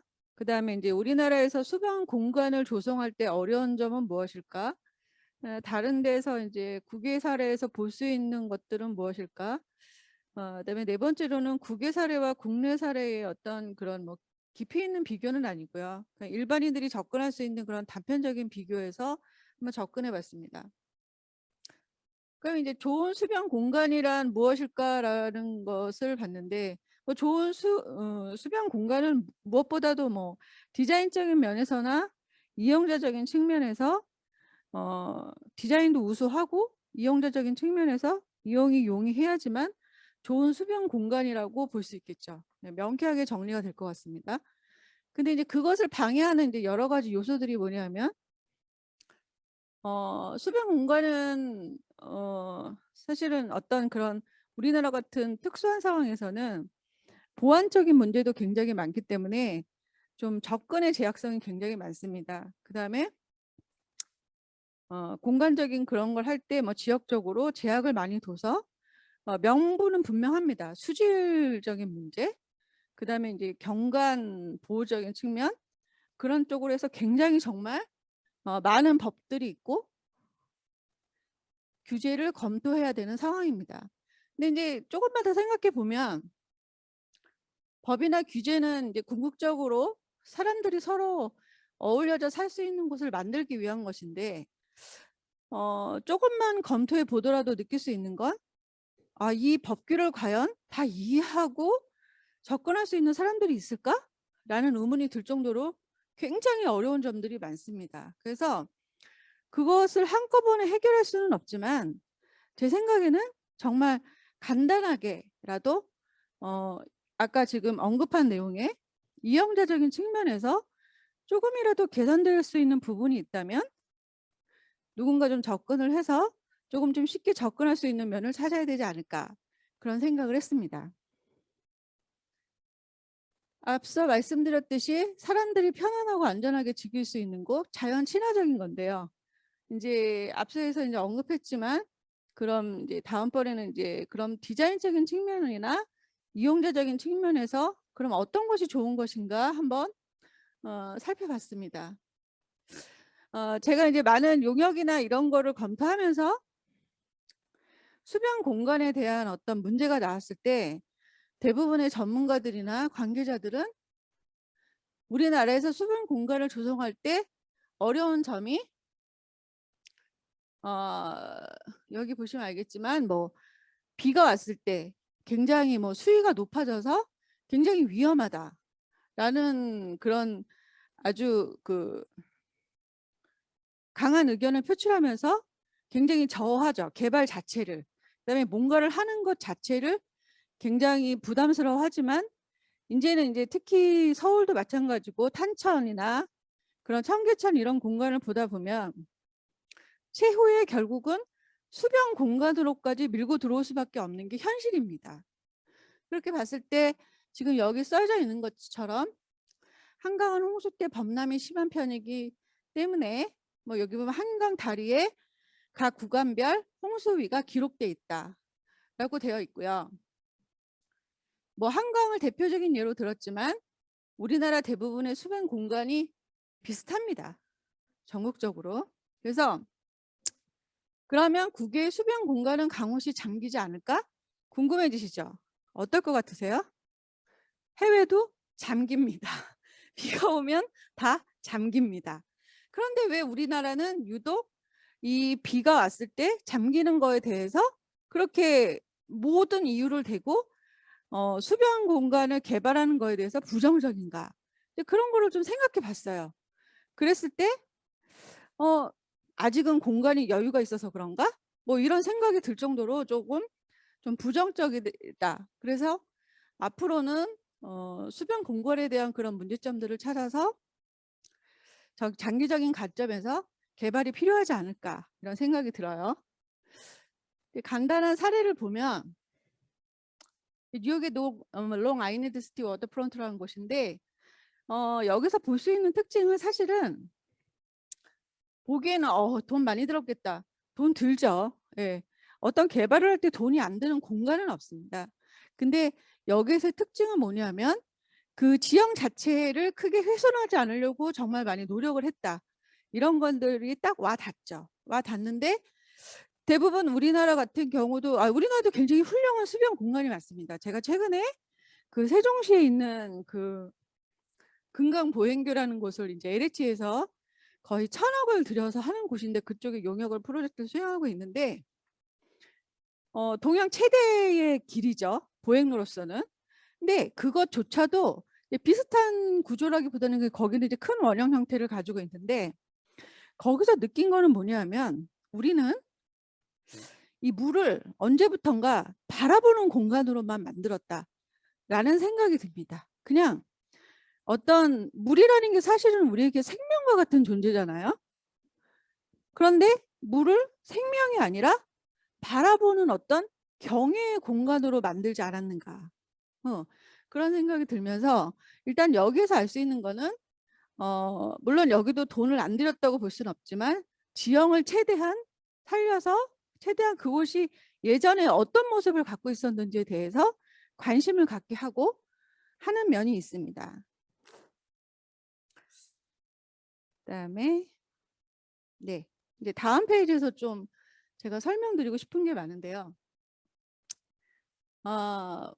이거는 이제 한쪽은 이제 워터프론트 빅데이 아웃이라는 곳이고 칼바드 웨이브스라는 곳인데 여기에서 이제 느낄 수 있는 거는 다음 페이지에서 이제 같은 이미지로 해서 비교를 해드릴 건데요. 저희가 어렸을 때 이제 저는 사실 이렇게 논 기억이 별로 없어요. 아주 어렸을 때 오빠들이랑 가서 논 기억 외에는. 근데 저보다 한 5살, 10살만 많고 이제 시골에서 자라신 분들 얘기를 들어보면 이제 개천에서 물을 했다. 이런 내용들을 되게 많이 듣는데 지금은 시골에 사는 아이들조차도 내과 빼고는 뭔가 물은 굉장히 우리하고는 상관이 없는 바로 옆에 있어도 그런 느낌을 갖게 하거든요. 그래서 언제부턴가 그러면은 이게 이렇게 됐지? 라는 궁금증을 갖게 됐어요. 이제 아까 이제 이거 이제 워터프론트 같은 경우고 우리나라 한강들 다 기억하실 거예요. 이상하게 밤사진밖에 막상 구하려니까 밤사진밖에 없어서 여기 보시면 우리 한강은 바로 옆에 물인데 대부분 경사지로 해서 조성이 되어 있어요. 그래서 물이 굉장히 많은 나라고 수변이 굉장히 많은 나라임에도 불구하고 이용과는 거리가 먼, 언제부턴가 단절된 그런 형태를 띠고 있거든요. 그래서 이유가 뭘까? 그래서 이제 제가 생각을 해본 건 언제부턴가 사람들이 계속 되뇌이는 거죠. 뭐 위험해, 민원이 많아, 애초부터 차단해야 돼. 이런 식으로 되면서 그냥 담당자들이 뭔가를 결정할 때 이미 답, 요새 학생들 하는 얘기로 답정너죠. 답이 정해져 있어요. 뭔가를 고민하거나 뭔가 이용성을 높이려고 하거나 자연 친화적인 걸 하기보다는 일단 사고가 나면 안 돼. 사고가 나면 우리가 책임을 져야 돼. 그런데 사실은 이렇게 단절을 시킨다고, 사진이 잘 안 보이시죠? 했을 때 오히려 사고율은 더 치명적인 사고가 많다는 거죠.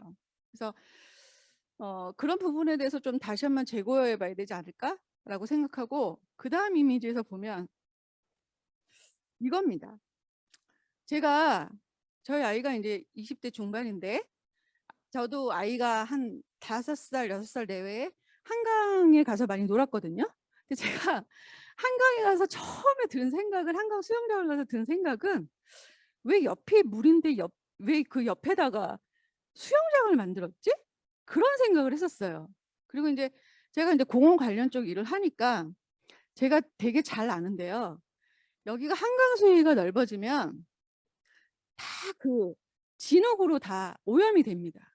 그래서 이거를 갖다가 한강 수위가 조금만 높아지면 정말 그 서울 시내의 온 크레인을 동원을 해서 그 편의점부터 해가지고 모든 시설물을 떠가지고 물 위로 올려놓는 작업을 해요. 그 비용이 막대합니다. 그리고 장마가 지나고 난 다음에 이 수영장을 청소하는데 우리들이 생각하는 것보다도 훨씬 어마어마한 그런 돈들이 투입이 되고 있어요. 그러니까 첫째는 뭐냐? 왜 물이 옆에 있는데 바로 물 옆에 수영장을 만들었지? 저가 그때는 이제 이렇게까지 열심히 일 안 할 때였는데 그런 생각을 했었고요. 그 다음에 또 이런 시설물들이 우천이 지나고 난 다음에 막대한 청소 비용이라든가, 그리고 훼손이 안 될 수 없어요. 아무리 크레인으로 떠다가 위로 옮기고 막 이런 난리를 펴도 그러면 또 시민들의 그런 거를 갖다가 눈치 못 채게 하기 위해서 새로 굉장히 많이 만듭니다. 저희도 그런 작업에 참여를 하고 있고요.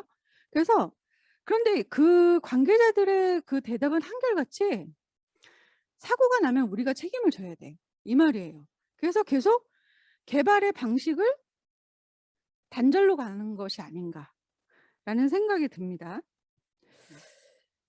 그래서 예. 근데 이제 지금 옆에서 뭐 굳이 설명하지 않아도 옆에 이미지 같은 경우는 그 원래 자연 환경을 이용해서 아이들이 놀 수 있는 그런 공간을 만든다는 거거든요.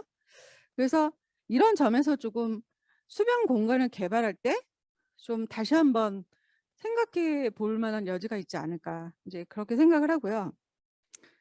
제가 이제 공공 디자인을 이제 굉장히 그 오랫동안 해오면서 느꼈던 점은, 이제는 결국 결과적으로는 뭐냐, 그 워커블이라는 거죠. 얼마나 걷기 좋은 도시를 만드느냐에 따라서, 워커블이라는 것은 이제 그런 도로나 보행로, 특히 보행로에 포커스가 맞춰지는 건데요. 이용성을 높이는 건데, 최근에는 이제 그 민선이 되면서 뭐 음악관이니 박물관이니 이런 거는 정말 아주 작은 도시들도 넘치도록 만들어지고 있어요. 그런데 그것을 각각 연결하는 보행로들이 미흡하다 보니까 사람들이 안전하게 하려면 결국 차로 이동을 해야 된다는 거죠.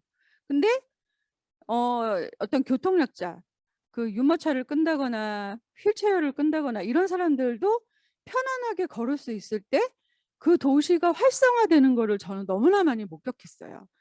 그랬을 때 이제 우리나라에도 산만큼이나 많은 게 수변 공간인데, 수변 공간을 어떻게 개발하는 것이 관건이라고 볼 수 있는데, 이런 접근성, 이용성, 워커블적인 관점에서 봤을 때 이제는 조금 방향을 바꿀 때가 되지 않았나, 예, 그런 관점에서 이제 짧게나마 이런 내용을 준비하게 됐습니다. 네, 그래서 짧은 자료지만 네, 들어주셔서 감사드립니다. 이상입니다.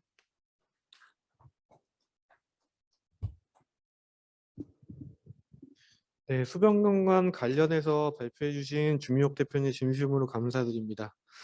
네, 다음으로 아름다운 도시경관 조성을 위한 경관계획 평가 항목 선정 기준 관련해서 이임정 사육대 교수님께서 주제 발표를 이어가시겠습니다. 여러분 안녕하십니까? 아름다운 도시경관 조성에 관한 연구를 한 이임정입니다. 앞에 많은 연구원분들이요 좋은 얘기 많이 해주셔서 장애물 없는 설계, 또 정원문화, 수변경관 많은 이야기를 해주셨는데요. 이걸 다 포함한 내용이 아마 경관이지 않을까 하는 생각이 듭니다. 저는 경관을 공부하면서 또 계획을 하면서 많은 걸 느꼈는데요. 그 중에서 아름다운 경관, 도시경관이 어떤 게 있는지 우리 일상과 가장 관련이 있지 않을까 하는 생각이 듭니다. 여러분 경관이 무엇이라고 생각하시나요? 많은 이야기가 있지만 여기 화면에 보이시는 사람의 모양 그림이 보이실 겁니다. 경관은 약간 주관적인 면이 있어요. 보통 많은 사람들이 풍경이라고 이야기를 많이 하고요. 사람이 보는 시야에서 보는 이미지입니다. 제가 여기 여수에 와서 가장 느낀 건 정말 아름답구나. 수변도 있고 구름도 이쁘고 모든 게 아름답다라고 이야기합니다. 약간 경관은 그래서요. 주관적인 이미지가 강합니다. 여러분이 지금 보이는 여기 여수에 있거나 지금 사무실에 계신 모든 분들이요. 나를 중심으로 모든 주변의 모든 이미지가 경관에 속하게 됩니다. 자, 어떤 사람은 자연경관이라고 이야기하시는 분도 있고 도시경관만 경관이라고 하는데 가장 중요한 거는 화면에 보는 것처럼 사람이 보는 시야가 가장 중요한 경관이라고 이야기합니다. 자, 그래서 많은 사람들이 경관에 관심을 갖게 되니까 경관법이 나오고 경관계획이 나오기 시작을 했습니다. 경관법을 조금 살펴보면요. 조금 길어요. 하지만 중요한 내용은 다 들어있습니다. 국토에 관한 경관을 체계적으로 관리하고요. 경관의 보전 및 관리를 형성하는 아름답고 쾌적한 지역의 특성을 살리고자 하는 목적이 있습니다. 자, 여러분 아름답고 쾌적한 게 무엇이 해당이 될까요? 도시가 그냥 쓰레기 없고 또 깨끗하고 삭막하지만 건축물이 빼곡히 올라가는 모습이 아름다울까요? 아니면 조금 허름해도 사람들이 많이 다니고 또 아이들이 노는 모습이 많은 시골이 더 아름답다고 할 수 있을까요? 이건 사실 기준이 없는 것 같습니다. 왜? 약간 경관은요 개인적인 정량화되지 않은 개인의 의미를 많이 갖고 있기 때문에 많은 사람들이 경관법, 경관계획을 하지만 그 기준에 대해서 정확하게 A는 B야, B는 C야라고 수학 정의처럼 정의할 수 없는 게 경관이라고 볼 수 있습니다. 자, 하지만 아름다운 경관을 위해서는요. 심의라는 제도가 나타났고 또 관련 법규도 많은 변화가 일어났습니다. 자, 여러분 경관 심의는요. 여기 위에 보시는 것처럼 건축물이라든지 시설물이 주의와 조화롭고 아름답게 조성되도록 사전에 검토하는 제도라고 정의할 수가 있겠죠. 자, 그런데 이것도 평가하는 많은 위원분들은 경관심의 건축물이 주변과 조화를 이루는지 검토를 하게 됩니다. 지금 빨간 글씨로 강조가 되고 있죠. 결국은 계획하는 사람도 전후 비교해서 무엇을? 조화로운 경관 형성을 위해서 노력한다라고 나와 있습니다. 결국은요. 계획하는 사람, 심의하는 사람 모두가 무엇을? 주변과의 조화를 위해서 심의를 하고 계획을 한다고 보시면 됩니다. 여기서 또 의문사항이 있어요. 자, 건축도 조경도 일찍 법이 생기고 또 시행이 생겼는데 왜 경관은 유독 2000년대부터 관심을 가졌냐라는 겁니다. 자, 여러분은 왜 2000년대부터 관심을 가졌다고 생각합니까? 혹시 아실까요? 우리 왜 2000년대부터 관리에 들어갔을까요? 이거는 좀 경제성과 연관이 있습니다. 우리나라가 6.25 전쟁 이후로 기준을 따지다 보면 살기가 힘들었어요. 도시에 기반시설도 없고 건축물도 없고 하루에 한 끼 먹기도 힘들었습니다. 그런데 70년대, 80년대 열심히 앞만 보고 달려서 도시에 건축물도 생기고 기반시설도 생기고요. 내 식구가 밥을 배불리 먹고 또 여유라는 게 생기기 시작합니다. 언제부터? 90년대부터요. 또 하나, 사람들이 이렇게 살다 보니까 무엇이? 여유가 생기니까 취미 생활을 하게 됩니다. 그래서 여행도 가야 되고 또 관람도 해야 되고 주변을 살펴봤더니 너무 빼곡한 건물만 있습니다. 그래서 관리하는 사람, 시민들이 무엇을?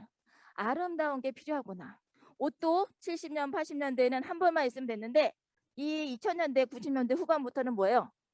색깔이 빨간 드레스도 있어야 되고요. 체크 무늬도 있어야 되고요. 머리도 커트만 했으면 되는데 파마도 해야 되고 또 핀도 꽂게 되는 여유가 생기게 됩니다.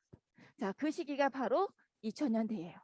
자, 국가에서도요. 이러한 시설들이 다 기반되니까 무엇이 대한민국도 아름다운 도시의 경관이 필요하겠구나라고 생각해서 경관법이 제정이 됩니다. 자, 경관법이 처음 나왔을 때는 사람들이 별로 관심이 잘 없었어요. 저게 뭐야? 꼭 해야 돼? 라고 했는데 그래서 처음에는 이게 경관법이 안 하시는 분도 없고 해야 할 의무도 몰랐는데 2013년, 14년 경관법이 개정되고 시행령이 나오면서 달라졌습니다. 이제는 경관법 12, 경관심의 통과하지 않으면 도시개발을 아예 시작할 수도 없고요.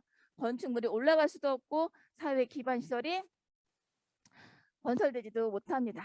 자, 경관심은 그래서 크게 세 가지로 나눠요. 사회 기반 시설, 개발 사업, 건축물 경관심의 크게 세 가지입니다. 자, 여기서 실제로 경관 심의를 해보신 분도 계시고 계획을 해보신 분도 계실 겁니다. 문제가 뭐냐면 자, 사회 기반 시설 괜찮아요. 국가나 시가이기 때문에 무난하지만 도시 개발 사업에서 심의를 통과하고 건축물 경관 심의를 봐야 되고 건축물 경관 심의가 끝나면 건축 심의 또는 공원 심의까지 심의가 단계별로 너무 많아요. 자, 개발 사업 심의에서요.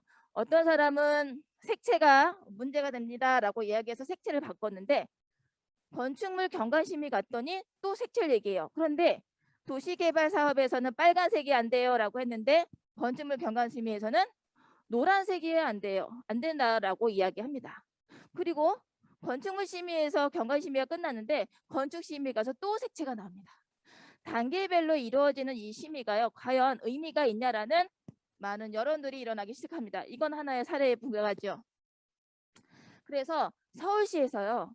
이렇게 경관 심의하다 보니까 의견도 심의위원분들에 따라서 다 다르고 일관성이 없다 보니까 사전검토 의견이라는 걸 받기 시작을 합니다.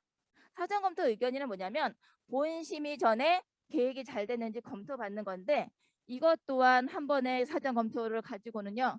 본 심의 가도 재심의 또는 재심의가 2번까지 되면 사업의 지연으로 계속 문제가 됩니다. 그래서 서울시 같은 경우는요. 이런 것도 나왔죠. 경관 사전 혐의라고 사전 검토 의견 전에 또 한 번 공무원하고 사업자하고 협의를 보는 게 생기기도 합니다. 자, 이런 게 왜 생겼을까요? 자, 경관이란 자체가 기본이 주변과의 조화인데 그게 정량화되어 있는 법보다는 조금 주관적인 내용이 있기 때문에 심의하는 심의자의 전공이라든지 계획하는 계획가의 전공에 따라서 달라질 수 있다는 결점이 있습니다. 사례를 제가 조금 보여드릴게요.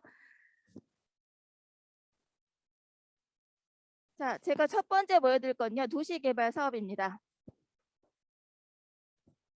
자, 이거는 김포시에서 시행됐던 심의고요. 단지가 크죠? 아파트 단지로 생각하면 2개의 단지입니다. 자, 여러분은 이 조감도를 보고 무엇을 느끼시나요? 자, 여기서도 사전검토 의견을 받아요.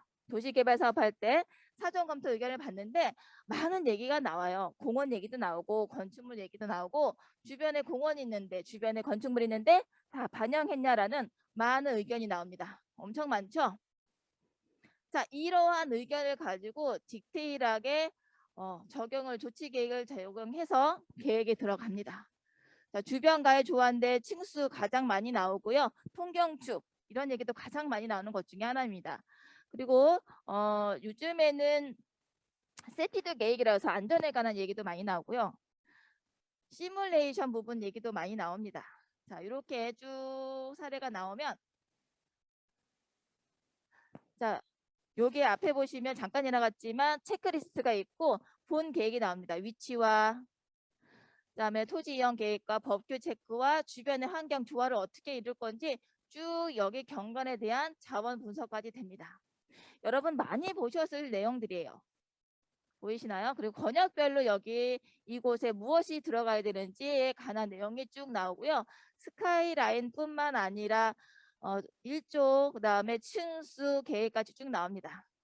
이거 하나만 하면 정말 주변과의 조화를 이룰 수 있는 계획이 나올 수 있는 계획이 다 나온다라고 하지만 이것 또한 보이시나요? 색채부터 아까 조경 얘기도 해주셨지만 조경 계획 많은 사례들이 다 들어갑니다. 이게 도시개발 사업이에요. 여기서 건축물 계획부터 해서요. 세프티드 계획, 야간 경관, 도시시설물 안 들어가는 게 없어요. 아까 초반에 얘기했던 장애 없는 시설 같은 경우도 다 여기에 해당됩니다.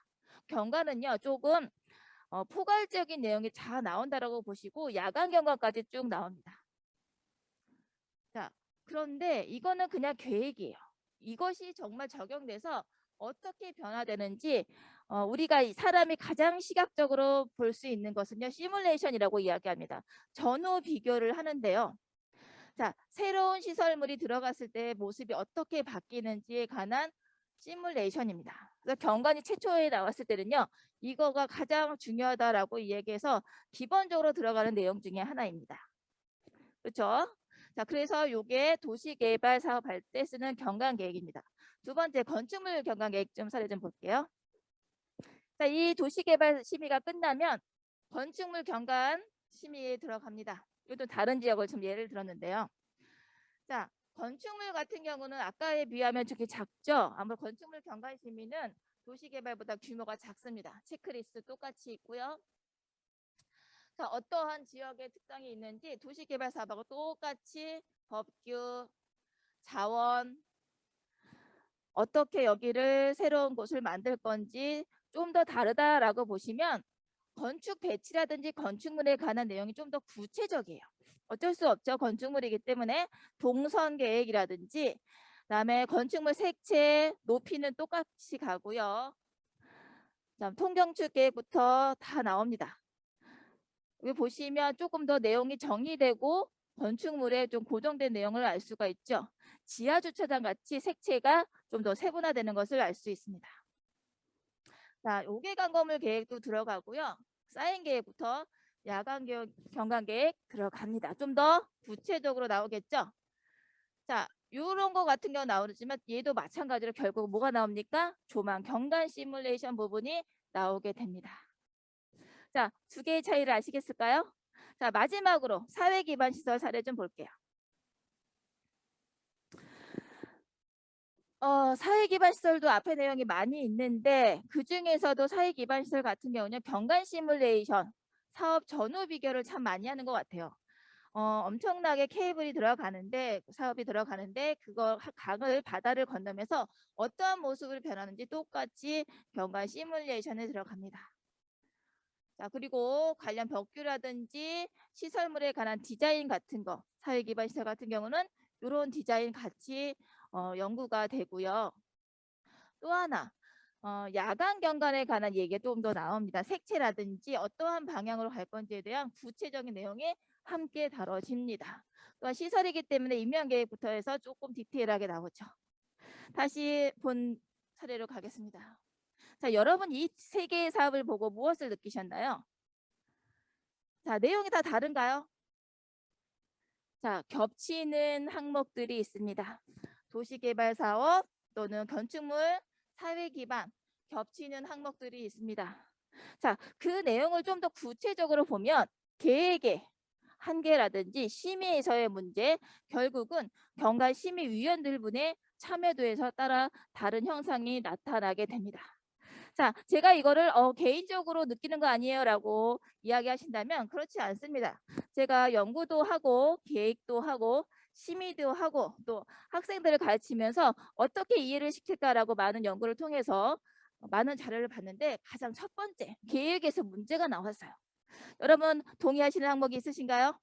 자, 아까 사례에서 보듯이 문제 첫 번째 단계별 심의에서요. 도시개발 심의, 건축물 심의 쭉쭉쭉 단계별 심의가 되는데요. 계획에요. 일관성이 없어요. 계획에 대한 인식 자체가 없어서 도시계획에서 A가 사과 A라는 색을 정해줬으면 그걸 따라서 B도 유지가 되는데 A 따로 B 따로 C 따로 간다는 일관성에 관한 문제가 나옵니다. 자, 자원은 조사하는데요. 다 똑같아. 비효율성이에요. 우리나라에서요. 산 없는 데 있을까요? 수변 없는 데 있을까요? 거의 다 같아요. 하지만 지역마다의 특성이 있는데 그것을 살리지 못하고 있다라는 겁니다. 세 번째는요. 그러한 경관의 현실, 경관에서 가장 중요한 건 주변의 환경 자원인데 그것을 비효율적으로 조사를 하다 보니까 경관 창출, 어떠한 과정에 체계적으로 관리해야 된다는 계획이라든지 의견이 나올 수 없다라는 가장 중요한 문제가 나옵니다. 그러다 보니까 결국 뭐예요? 각기 지방마다 장소마다 다른 곳의 지역성을 잃어간다라는 겁니다. 그래서 새로운 신도시가 들어가면요 이미지가 다 어떻게 해요? 비슷해요. 그냥 도시권 뭐 저기 김포시, 저기 남양주시, 왕수천 거의 다 비슷해 보여요. 왜? 제대로 된 경관자원 조사를 하지 않았다라는 겁니다. 자, 심의에서 또 문제가 나와요. 이렇게 계획을 하다 보니까 일관성 있게 도시개발, 건축심의, 건축심의 무슨 심의 단계별로 가야 되면 일관적인 세부 가이드라인이 있으면 그걸 기준으로 살펴볼 텐데 그게 없어요. 우리나라가 경관법 2013년도에 개정을 했는데요. 그때 체크리스트가 나왔는데 지금 한 번도 업데이트되지 않았습니다. 그러다 보니까 물론 그걸 기반으로 하지만 심의할 때 많은 위원분들이 그것을 어떤 걸 보고 기준을 정해야 될지 힘들어한다라는 겁니다. 그래서 세부 가이드라인도 없지만 객관성 있는 심의 기준도 따라 없습니다. 그냥 나의 전공에 맞게 내가 볼 수 있는 것만 본다라는 겁니다. 그리고 가장 중요한 거 세 번째, 경관은요. 주간 낮에만 아름다운 모습이 아니라 밤의 경관도 중요합니다. 우리 야간 경관이라고 이야기하죠. 처음에 야간 경관 계획은 그냥 우리 아파트 단지에 조명을 어떻게 설치하고 아름답고 뭐 헤드라인 부분에 넣을까 조경 부분에 라이트를 줄까라고 이렇게 계획을 했는데 그렇지 않다는 겁니다. 그 빛이 주변에 어떠한 영향을 주냐가 먼저 더 중요한데요. 그것을 살피지 못했다라는 겁니다. 그래서 가끔 여러분 관광단지에 야간 조명이 잘 돼 있는 것 보면 그 야간 경관 조명 기구가 낮에는 흉물로 변한 곳들이 가끔 있습니다. 그래서 같은 장소지만 주 야간 모두 아름다운 모습을 지닐 수 있어야 한다는 것입니다. 자, 그래서 경관의 이 모든 부분을요 심의하신 분들은요 위원들 같은 경우 경관 전공도 있고 또 조경 전공도 있고 또 빛에 관한 전공자도 있는데 그 심의위원분들이 심의하는 사람이 10명이다라고 하면 조경, 경관, 건축이 있는데 조명의 전공자가 없다라고 하면 그 심의에서 뭐예요? 조명에 관한 심의 내용은 쑥 빠지게 됩니다. 이렇게 참여하는 위원분들에 따라서 달라지는 경향이 발생하게 됩니다. 그래서 저는 요걸 좀 보완해서 아름다운 도시 경관을 조성하는 방법이 없을까라고 생각을 해서 세 가지를 조금 정해봤습니다. 첫 번째, 자, 시뮬레이션, 전후 비교에서 가장 많이 보는데요. 여러분 사례지 세계에서 느꼈을지 모르지만 대부분 어디? 도로변에서 많이 이루어지고요. 또 보이는 방향, 내가 정하고 싶은 방향에서 주관적으로 조금 간다는 문제가 있습니다. 그래서 문헌 여러 가지와 보고서, 그다음에 책들 많은 문헌을 통해서 세 가지 꼭지, 공공성, 조망성, 장소성에 관해서 이러한 항목들을 검토해야 한다라는 요소를 유출하게 되었습니다. 자, 이것을 다시 어떻게 해요? 공공성, 장소성, 조망성의 이 많은 내용을 그대로 할 수가 없으니까 HB라는 쌍대방 비교 설문을 통해서 어떻게 해요? 정말 중요한 거 그리고 꼭 살펴봐야 할 항목을 제가 16개로 한번 줄여봤습니다. 자, 많은 사람들이 첫 번째 이 16개가 다 중요하지만 가장 중요한 거는요. 조망성, 조망의 시각적 개방성이 있는 것을 찾아라. 그래도 전후 비교했을 때 어떤 시설물이 들어가면 다 막히겠지만 가장 개방성 있는 부분이 어디에 있느냐. 그리고 양호한 정도, 대상에 대한 조망성에 대한 양호 정도를 꼭 체크해라. 그리고 세 번째, 네 번째 이게 왜 들어갈까 모르지만 그래도 우리나라 사람들, 시민분들은 뭐예요? 문화재라든지 또는 역사성이 있는 공간은 꼭 검토해서 같이 주변과의 조화를 살펴야 한다라고 이야기했습니다. 자, 실제로는요. 아까 제가 얘기했죠. 주변과의 조화가 가장 중요하다라고 얘기했지만 주요 도로가 몇 번째예요? 14번. 거의 하위에 해당이 됩니다.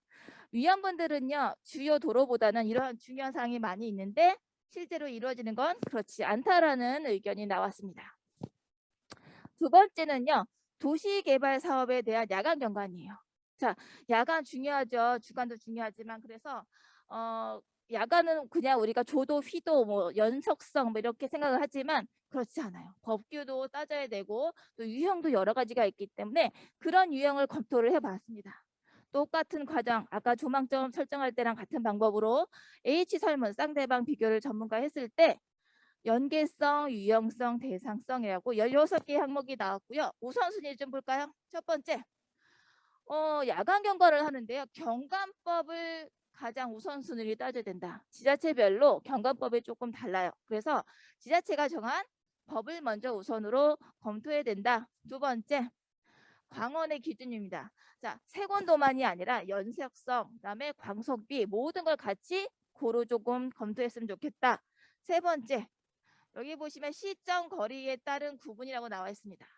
자, 조명 같은 경우는요, 가까운 근경이냐 중경이냐 멀리서 바라보냐에 따라서 다양한 모양이 나옵니다. 그런데 이 근경 같은 경우는요, 주변에 있는 같은 주거지라고 하면 주변에 조명이 너무 강하게 되면 눈부심 현상이 일어나서 민원이 들어오기 딱 좋은 경관입니다. 그래서 이러한 세 가지 많은 16개 항목이 있지만 우선순위를 조금 검토했으면 좋겠다라는 항목을 유추해 보았습니다. 자, 마지막으로요.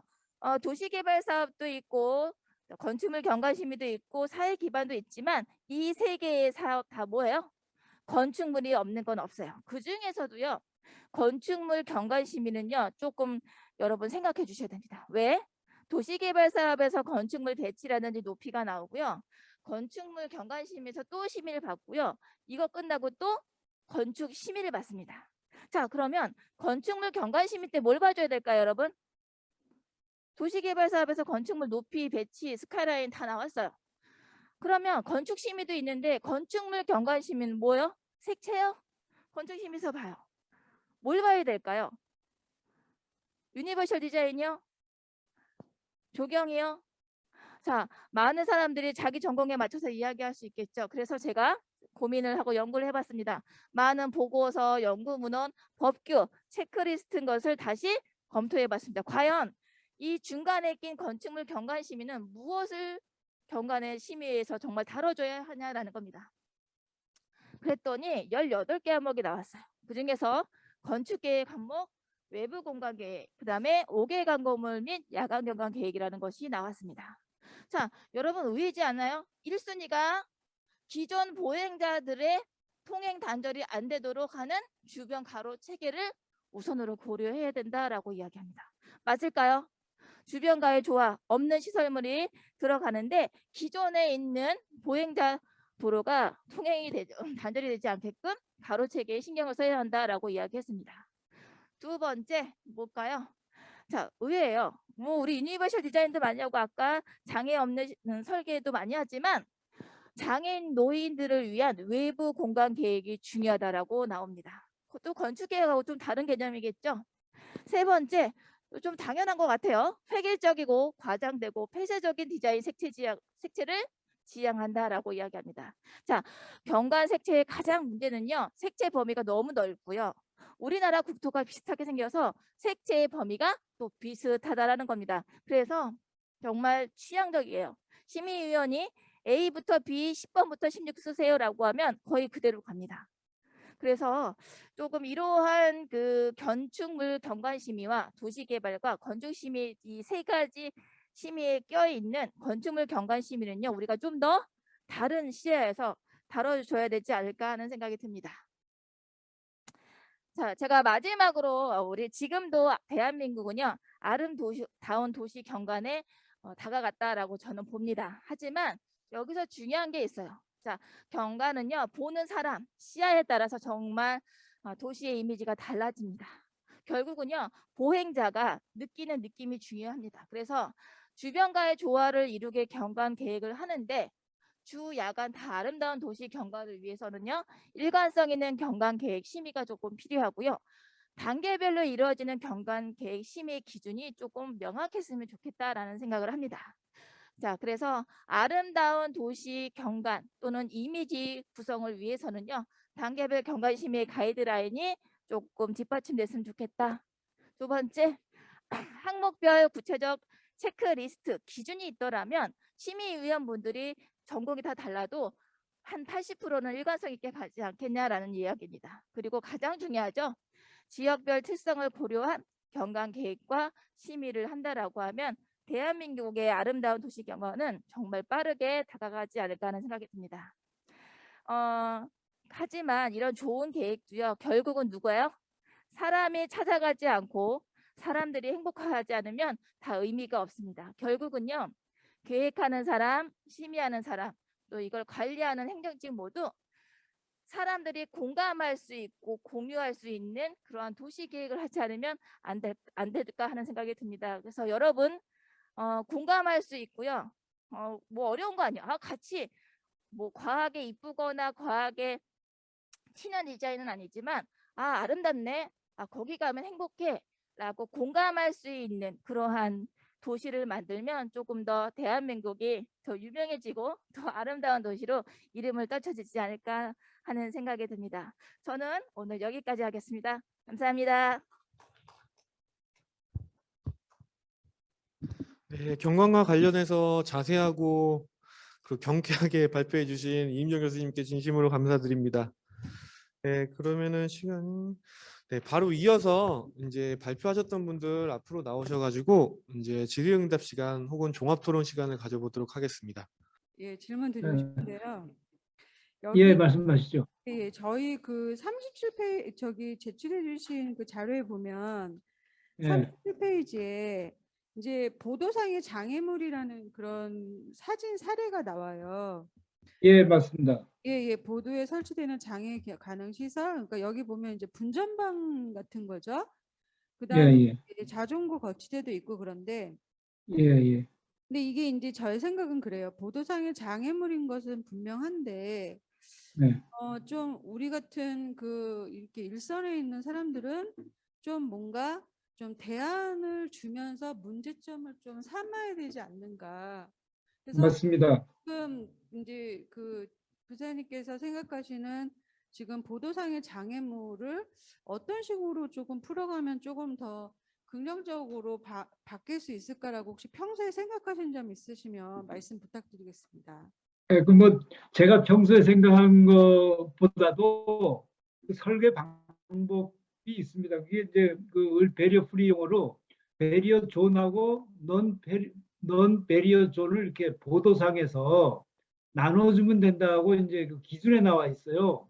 근데 그 좀 더 구체적으로 말씀드리면 그 보도폭이 좁은 곳에는 그 사람이 편리하고 안전한 구역, 그러니까 배리어 존하고 넌 배리어 프리 존하고 이제 구별을 못하는 보도에서는 할 수 없지만 좀 넓은 보도인 경우에 뭐 한 2.5에나 3.5m 정도 되는 그 식수대가 있는 구역 같은 경우에는 한 1m 폭이나 90cm 폭, 뭐 이 정도 폭을 주고서 거기다가 배리어 장애물을 분전반이라든가 뭐 통기구다든가 그다음에 나무 식재라든가 뭐 그다음에 그 소화전이라든가 뭐 이런 것들을 일렬로 쫙 집어넣으면 그게 이제 배리어 존이 되죠.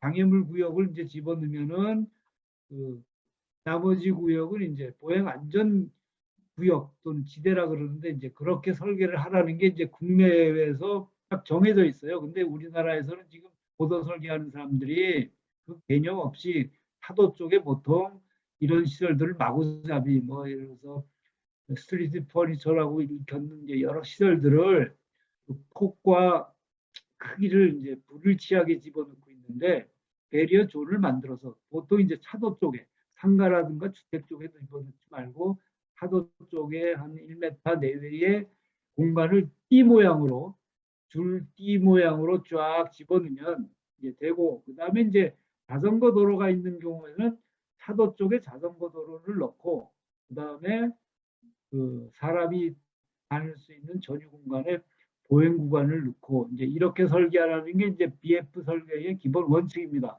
대답이 충실한지 모르겠습니다. 감사드립니다. 제가 네. 사실은 지금 여기 이렇게 41페이지 이런 데 보면 네. 경과로나 이런 거는 되게 많이 저희가 그 배리어 프리 그쪽 분야에서 많이 정리가 됐어요. 그래서 네.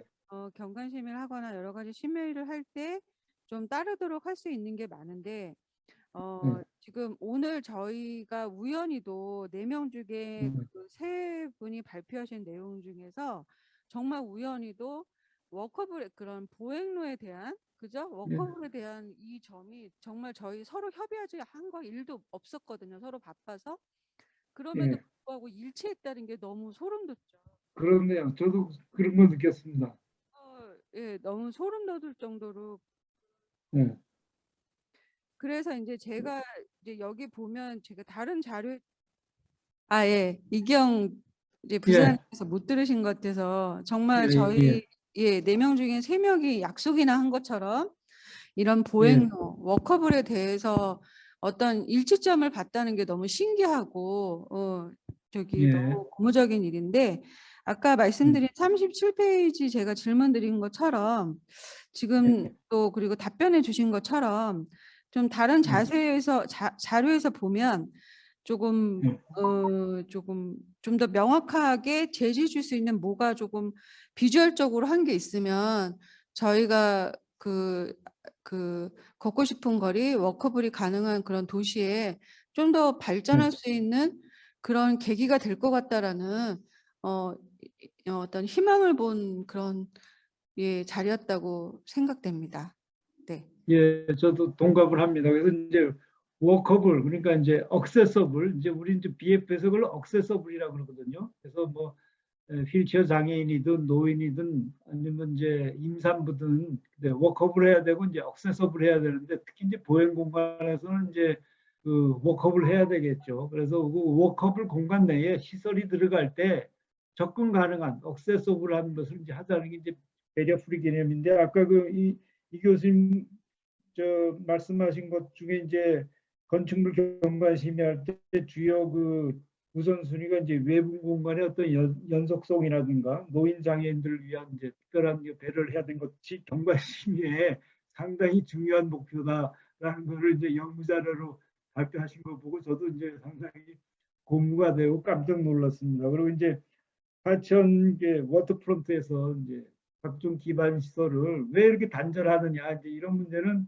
하천법이 원인인 것 같아요. 이것은 이제 그 모두의 공유 공간이 이제 물을 하천법이라는 것에 이제 틀에 묶이다 보니까 이제 뭐 안전해야 되고 뭐 이제 이런 그래서 경관 이 하천 쪽에도 이제 경관법이 좀 연결이 돼가지고 그 하천법을 좀 개정을 해야 된다든가 이제 그리고 워터프론트 문제하고 이 저 워커블하고 이게 뭐 이 저 경관 문제하고 이게 다 일맥상통하는 것 같아요. 오늘 발표를 이제 외부 공간을 쭉 하다 보니까 그래서 특별히 그 이제 좀 아쉬운 게 그 경관 이제 시민 내용 중에 이게 워터프론트도 조금 연결이 돼서 발표를 좀 해주셨다면 도시 이제 외부 공간 쪽에서 물 공간 쪽에도 좀 그 어떻게 경관하고 연관이 될까 하는 우리나라 하천의 문제도 상당히 좋은 그 경관이 되고 그야말로 저 워커블하고 아까 뭐 물 옆에 다시 돈 많이 들여서 수영장을 집어넣고 뭐 관리할 필요가 없지 않나. 저도 뭐 어려서 한강에 가서 빠져 죽을 만큼 많이 놀았어요. 상당히 접근성이 좋은 한강이었는데 특히 이제 그 도로로 다 차단해 버렸잖아요. 그리고 도로 차단은 다 딱 붙여서 이제 다 주거지를 만들어 버리고 그래서 이런 것들이 뭐 독일 가서 사례 연구해 보니까 독일에도 그뭐 세느강 뭐 이런 강들 저 대도시의 주요 강들을 1900년도 초에 설계를 잘못한 것을 그 사람들도 많이 반성을 하고 있더구만요. LA도 마찬가지고 그래서 그 수변관에 대한 그 획기적인 발상 전환이 있기 전에는 그 발표자의 말씀처럼 너무 가까이 있는데 뭐 떨어지게 설계를 하고 떨어져서 이용할 수밖에 없는 우리나라 현실이 상당히 안타깝네요. 오늘 뭐 좋은 발표에 많은 생각들이 같이 드는 시간을 가졌습니다. 네, 이기영 부위원장님의 종합적인 평 감사드립니다. 네, 다음 질문. 그리고 우리 예. 최 대표님께 좀 질문하고 싶은 게, 저는 이제 정원 설계를 한 번도 안 해봤는데, 이제 도시공원 설계할 때 이제 정원화 디자인을 많이 이제 개념을 갖고 있는데, 개인 주택이라든가 개인 사유지에서 정원 설계를 하게 되면 그 단가를 어떻게 산정을 해요? 상당히 설계하시는 분들도 힘들고 공사하시는 분들도 힘들 텐데 견적을 어떻게 내나요? 일단 이전에 말씀드렸던 그 한계점에서 한번 짚어드렸던 부분이긴 한데요. 일단은 조경 관련된 품으로 적용을 해서 단가를 잡고 그거에 맞춰서 일단은 공사를 하게 되면은 진행하게 되는데, 이제 그래서 이제 정원공사가 다른 공사에 비해서 이제 단가가 이제 소규모고, 그리고 이제 조성해야 되는 그 부지가 작다 보니까 단위 그 공사비가 이제 많이 적게 들기 때문에, 이게 뭔가 어떤 해외 공모전이나 어떤 작가로 칭해지는 명명되는 그런 분들의 단가와 이제 일반적으로 공사만 하는 그런 정원공사의 단가는 조금 차이가 있다고 이제 판단이 됩니다. 네, 근데 일단은 기준은 이제 일반적으로 토목을 따르는 조경의 품을 이제 대부분 적용을 해서 이제 공사를 들어가게 됩니다. 그 단가를 그 공공 부분의 단가를 적용을 일단 하시는군요. 고생이 많으시겠다. 예, 저는 질문은 뭐 여기까지입니다.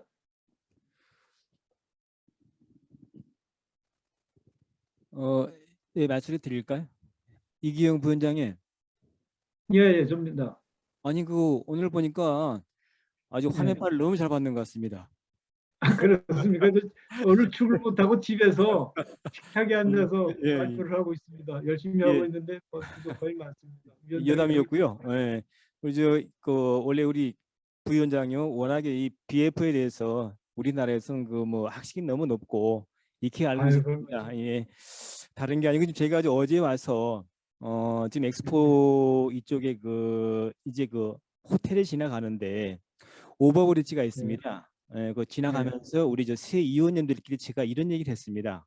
마침 지나가는데 여기 거의 뭐 10년 이상 됐다 이거 거기 시작한 지가 지금 완공돼 가지고 지금 유지 보수를 하고 있는 상황인데, 그 오버브리지가 이제 베리어 프리를 역할을 많이 충실하게 해서 경사도를 무척 낮춰놨습니다. 중요한 부분 그건 맞는 것 같은데, 이게 목재의 한계성을 지나가면서 하는 얘기가, 우리 새 의원들이 하면서 지나가면서 목재는 이게 뭐 다른 재질하고 달리 항상 부패되고 시간이 오래되면은 썩게 되고, 또 밑에 있는 철제 구조물들이 온도에 따라서 이게 자꾸 이 변형이 되다 보면 뒤틀리고 한 부분들이 지금 상당히 심각합니다. 여기 와서 봤을 때. 맞습니다. 그래서 우리가 보행 동선 중에서 가장 좋은 것이라고 생각하면은 쿠션이 있는 EPDM이라든가 이런 그런 것들이 상당히 쿠션 있고 좋은데, 그것도 경고성이 없다 보니까 나중에 한계성도 있고,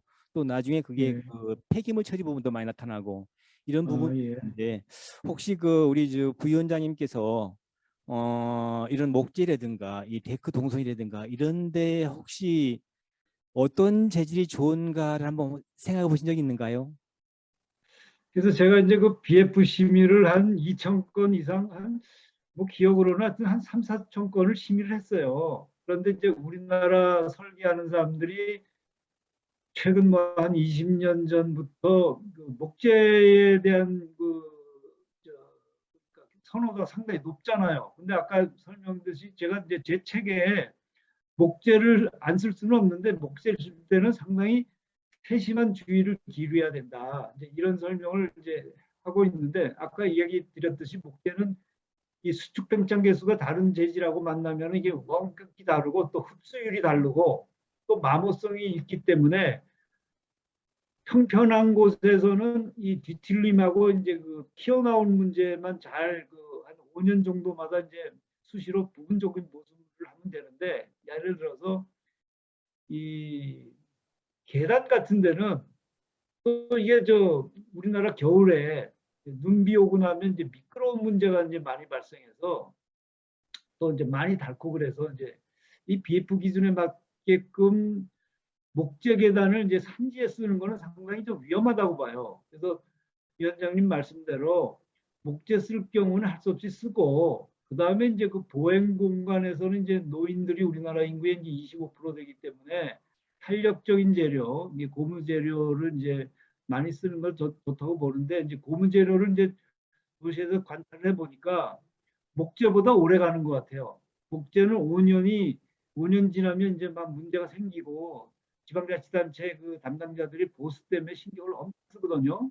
그리고 이제 목재 같은 경우는 자전거도 좀 상당히 불리하고, 그런데 그 고무 제품은 한 10년은 버티는 것 같아요. 그런데 이제 문제는 시공자들이 시방대로 시공을 못하거나 안 하거나 이제 평단성 유지, 두께가 좀 달린 문제가 생긴 것 같아요. 그래서 부분적으로 예를 들어서 뭐 10mm 하라 그러면 10mm 하는데 부분적으로 5mm가 된다든가 그런 문제가 있고, 그다음에 이제 목재 제품 그런 문제 없는데, 이제 고무 제품은 끝에서 문제가 생겨. 항상 접합 부분이 이제 그 신축 팽창 계수가 다르기 때문에 끝부분에 문제가 생겨가지고 그 들뜨는 문제가 있는데, 그런 들뜨는 문제가 이제 발에 걸려서 넘어지고 이제 그런 문제가 있는데, 목재보다 좀 심각하지 않고 오래가는, 내구성이 이제 오래가는 문제가 있다고 봐요. 그래서 BF적으로 목재가 좋으냐 고무 제품이 좋으냐 그러면 저는 고무 제품을 이제 권유를 하고, 다만 이제 고무 제품이 그 이제 색상을 넣기 위해서 뭐 납성분이 많이 들어간 문제, 이제 어떤 그 환경적인 문제가 분명히 있긴 한데, 이용자 측면하고 이제 시공 측면에서는 시공성도 이제 그 고무 제품이 이제 빨리 시공이 되고 유지 관리도 고무 제품이 부분 보수도 쉽고, 그래서 저는 이제 목재와 고무 제품을 이제 비교하라 그러면 이제 고무 제품을 이제 권유를 하고, 목재를 쓰게 된다면 보통 공공에서 목재를 쓰는 거는 상당히 좀 불리하지 않나. 단가도 비싸고 또 그 이제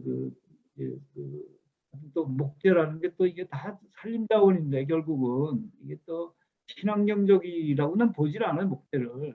이게 목재를 유통 과정을 보면요, 베트남 라오스에서 불법 조직이 국가적으로 개입을 해가지고 다 빼돌려서 뭐 야외 탁자 만들고, 뭐 이게 목재 쓰는 게요, 국제적으로 다 불법 조직에 의해서 이게 유통되는 재료거든요. 그래서 난 목재 재료는 공개적으로 이게 오늘 처음으로 이야기를 하는데, 적용하는 사람하고 BF 하는 사람은 목재 제품이 좋지 않다, 이제 이런 선언적인 이야기를 하고, 하지만 디자인해 오는 게 어떻게 하겠어. BF적으로 잘못됐다고 이야기하고 싶어도 말을 할 수가 없어요. 트렌드가 워낙 강해가지고 목재를 거부할 수가 없어요, 제가. 그래서 뭐 사견을 오늘 물었기에 이제 그런 말씀을 드리는데, 보행에 워커블하게는 제일 좋기는 고무 제품이 제일 좋은 거로 저는 이제 생각을 하고 있습니다. 뭐 사견입니다, 네, 위원장님. 네, 감사합니다. 답변 감사하고요. 그 우리 시간이 괜찮을까요? 우리 최원석 우리 사회자 겸 대표님 오늘 정말 고생 많으신데, 제가 항상 좀 우리가 조경을 한 입장에서 좀 우리가 간과한 부분들이 많이 있지 않느냐 생각이 좀 듭니다. 우선 이 건축 부분들은 사실은 그 시간이 되면은, 노후화가 되면은 이것을 다 리모델링을 합니다. 이 건축물은 변하지 않는 거거든요, 그 몰드 자체가. 그러나 조경 부분은 이게 매년 달라집니다. 근데 이것을 보통 우리 그 아파트 주민이라든가 이런 사용자들은 이 나무를 한번 심으면 아파트처럼 끝까지 가는 줄 압니다. 가장 변화가 심한 게 우리가 알다시피 수목이잖아요. 이 수목이라든가 또 조경 시설물도 변화가 되고, 그 시설물은 그렇게 급격한 변화는 없지만은 조경 식재 같은 부분은 사실은 조경 소재로서는 빼놓을 수 없는 그런 한 요소인데, 이게 그 나무가 상당히 자라거든요. 자라면서 어떨 때는 혐오스럽게 변하기도 하고, 이런 부분들을 우리 국민들이 의식이 아직까지는 접하지 못하고 있습니다. 내 생각은 그래요. 그래서 건축물은 우리가 조금 노후화되고 그러면 불이 나게 리모델을 하면서 우리 조경 부분 쪽에는 아직도 뭐 벌레나면 약이나 치고 조금 전정이나 하고 이런 수준에 지금 벗어나지는 못하고 있거든요. 처음에 심을 때 나무는 적지만 갈수록 커지고 또 이게 커지면서 경관을 또 어떨 때는 그 우리가 나무를 많이 심다 경관이 좋아지는 거 아니고 제적소에 제자리에 있어야 할 게 우리의 조경 수목 식재인데 이런 부분을 우리가 좀 그 설계 단계에서부터 조금이라도 유지 관리를 편하게 할 수 있는 그런 부분들을 그 한번 거기 우리 그 조경업계 그 설계자 입장에서도 한번 배려해서 한번 그런 부분을 좀 그 중점적으로 설계 디자인을 할 수 있는 그런 좀 개념들을 갖고 있나요? 일단은 그 설계 기술적인 측면으로만 본다고 하면은 지금 현재 그 위원장님께서 질문해 주신 그 수목의 이제 적정 위치, 단가 이제 이런 거에 대한 품은 아직은 그 자리가 잡혀져 있지 않다고 생각이 들고요. 어쨌든 설계에서는 이제 필요한 거는 그 단가가 어디서 나왔는지에 대한 근거가 필요한데 그 근거를 저희는 이제 아직도 토목에 기반한 품셈에 들어있는 부속인 조경의 품을 쓰기 때문에 그런 품과 그다음에 단가 자체도 어떤 조달청에서 고시한 단가가 있기 때문에 그 단가를 기준으로 뭔가 설계에 적용을 하다 보니까 그리고 딱히 설계 그 과정에서는 유지관리공사에 대한 부분을 또 따로 잡지가 않아요. 그래서 그러다 보니까 이제 저도 설계도 하고 시공도 계속 조금씩 해왔던 입장에서 봤을 때 시공 쪽에서 불합리한 입장이 굉장히 많습니다. 보게 되면은 어쨌든 총공사비에서 그거를 낙찰을 받아서 공사를 해도 적정 대가를 받지 못하면은 이제 자체적으로 알아서 그거를 이제 그 금액을 메꿔야 되는 상황들이 굉장히 많이 발생하게 되는데 어쨌든 그냥 제가 판단했을 때는 적정 그 단가를 만들 수 있는 그 근거인 품과 그 조달청에서 고시되는 그 조경수 협회에서 나오는 그 단가의 기준 자체를 뭔가 각각의 협회에서 나오는 근거를 조금씩 변경을 해야지 어쨌든 관에 제출할 때도 그거에 대한 근거가 마련이 되고 그래야지 이제 시공의 품질도 좀 더 높아진다고 판단이 드는데 확실히 그 우리나라는 아직도 굉장히 아까 그 식사 후에 이제 말씀드린 것처럼 그 해외에서 이제 식재 공사를 할 때는 이제 2, 3년 전부터 미리 그 분투기를 해서 그거에 대한 어떤 하자나 이런 비용을 최소화하는 반면에 국내는 이제 공기도 굉장히 짧고 그거에 대한 이제 품도 굉장히 낮기 때문에 바로바로 시공을 하다 보면은 이제 하자나 이런 것도 많이 발생하고 하게 되는데 그런 품 자체에 대한 근거를 뭔가 조금 더 구체적으로 뭔가 마련해야 되지 않을까 그런 심정인데 이게 그냥 제 개인적인 판단으로 이게 점점 거슬러 올라가다 보면은 결국에는 조경진흥법이라든지 이제 이런 법률의 개정에 의해서 이제 조경 분야의 그 바탕이 뭔가가 조금 더 정립이 되는 과정이 있어야지 뭔가 조금 더 그런 기반이 마련되지 않을까라는 그런 판단이 듭니다.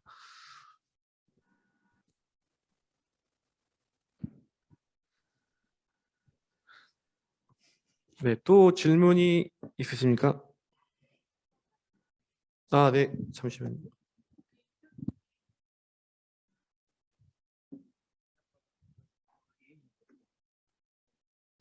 근데 18페이지에 보면은 세부 평가 속성의 종합 중요도를 하셨잖아요. 네.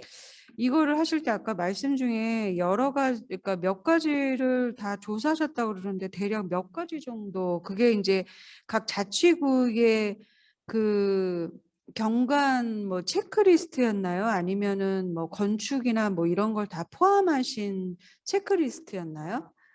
경관 건축물 체크리스트 하고요.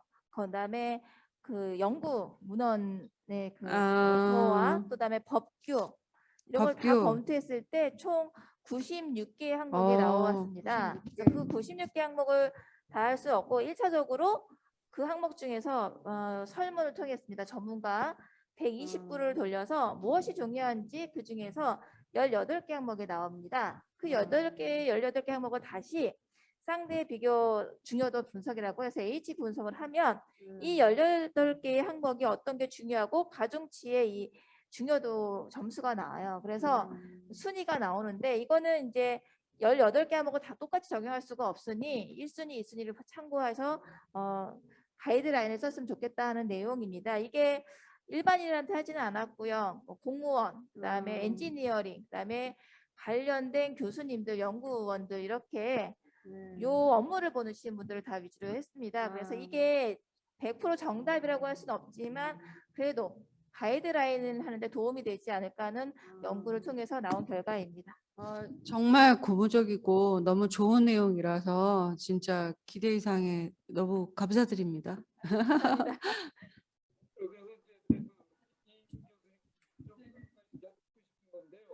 제가 이뭐 경관 쪽은 사실 잘 몰라가지고 경관법 만들 때뭐 조금 살펴본 거 이외에 또 뭐 강의의 원칙적인 거밖에 이제 알고 있지는 모르는데 그 교수님께서 연구하신 부분은 이제 예를 들면 이제 조망점에 관한 이제 그 평가 항목들을 여러 가지를 이제 도출해 내셨잖아요. 그러면 이것을 도출한 것은 상당히 광범위하고 섬세하면서 이런 것들을 종합하면 평가가 상당히 객관화될 것 같아요, 우선. 근데 객관화되는데 이거를 아까 이제 설명하신 전제에 상당히 주관적이다, 경관은. 네, 그럴 수밖에 없는 이제 사실인데 이 객관화된 이 각종의 카테고리아 아이템들을 평가할 때 상당히 객관화가 되나요? 그러니까 이렇게 많은 조망점들에 대한 평가 항목을 발췌해내신 것만 해도 대단한 작업을 하셨는데 그런 것들을 실제로 점수하고 하면서 객관화되는 방법이 많이 있나요? 제 질문이 뭐 적절한지 모르겠는데 이 평가 항목이 객관화될 수 있냐라는 질문 맞으실까요? 아니 결국은 항목 자체는 상당히 광범위하고 객관화된 항목을 뽑아내신 것 같아요. 카테고리서부터 해서. 그런데 그것을 평가하는 사람이라든가 평가하는 기법이 최종적으로 객관화될 수 있냐는 방법이 있냐 이거죠.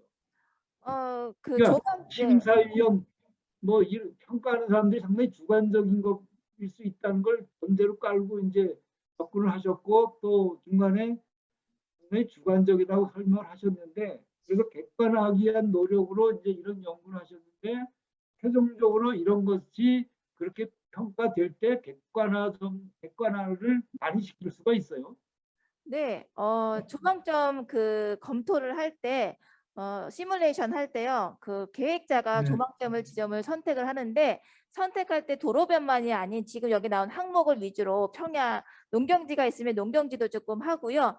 조망 방향이 한쪽 동쪽으로만 있다라고 하면 동서남북을 다 검토해라라고 이렇게 요 기준을 얘기하면 요 기준으로 다양하게 할 수밖에 없습니다. 그래서 계획자가 내가 원하는 방법, 통경축이 넓은 방향 그리고 보기 편안한 방향으로 편중된 조망점이 아니라 다양한 방향으로 그래서 막혀 있는 뷰도 보이고 또 뚫려 있는 뷰도 보게 되기 때문에 그래도 없는 것보다는 객관화되어 있는 조망점 선택이 가능하다라고 봅니다. 됐을까요? 그래서 상당히 동의를 많이 하는 발표 내용입니다. 그런데 이 지금 연구 내용대로 한번 경감 분석과 어떤 한 사례가 있으셔요? 제가 경관 심의를 할 때는 요거 위주로 생각을 좀 하고요. 제가 했으니까요. 또 계획을 할 때도 어느 한쪽만 하려 하지 않고 다양한 방향으로 하려고 지금 노력을 하고 있고요. 실제로 그 심의 내용에 이걸 적용해 보면 조금 더 나아지는 건 맞는 것 같아요. 그래서 좀 다양한 시각으로 경관 이미지를 조금 체크할 수 있는 그런 길이 될 수 있을 것 같습니다. 네. 동의합니다. 네, 감사합니다.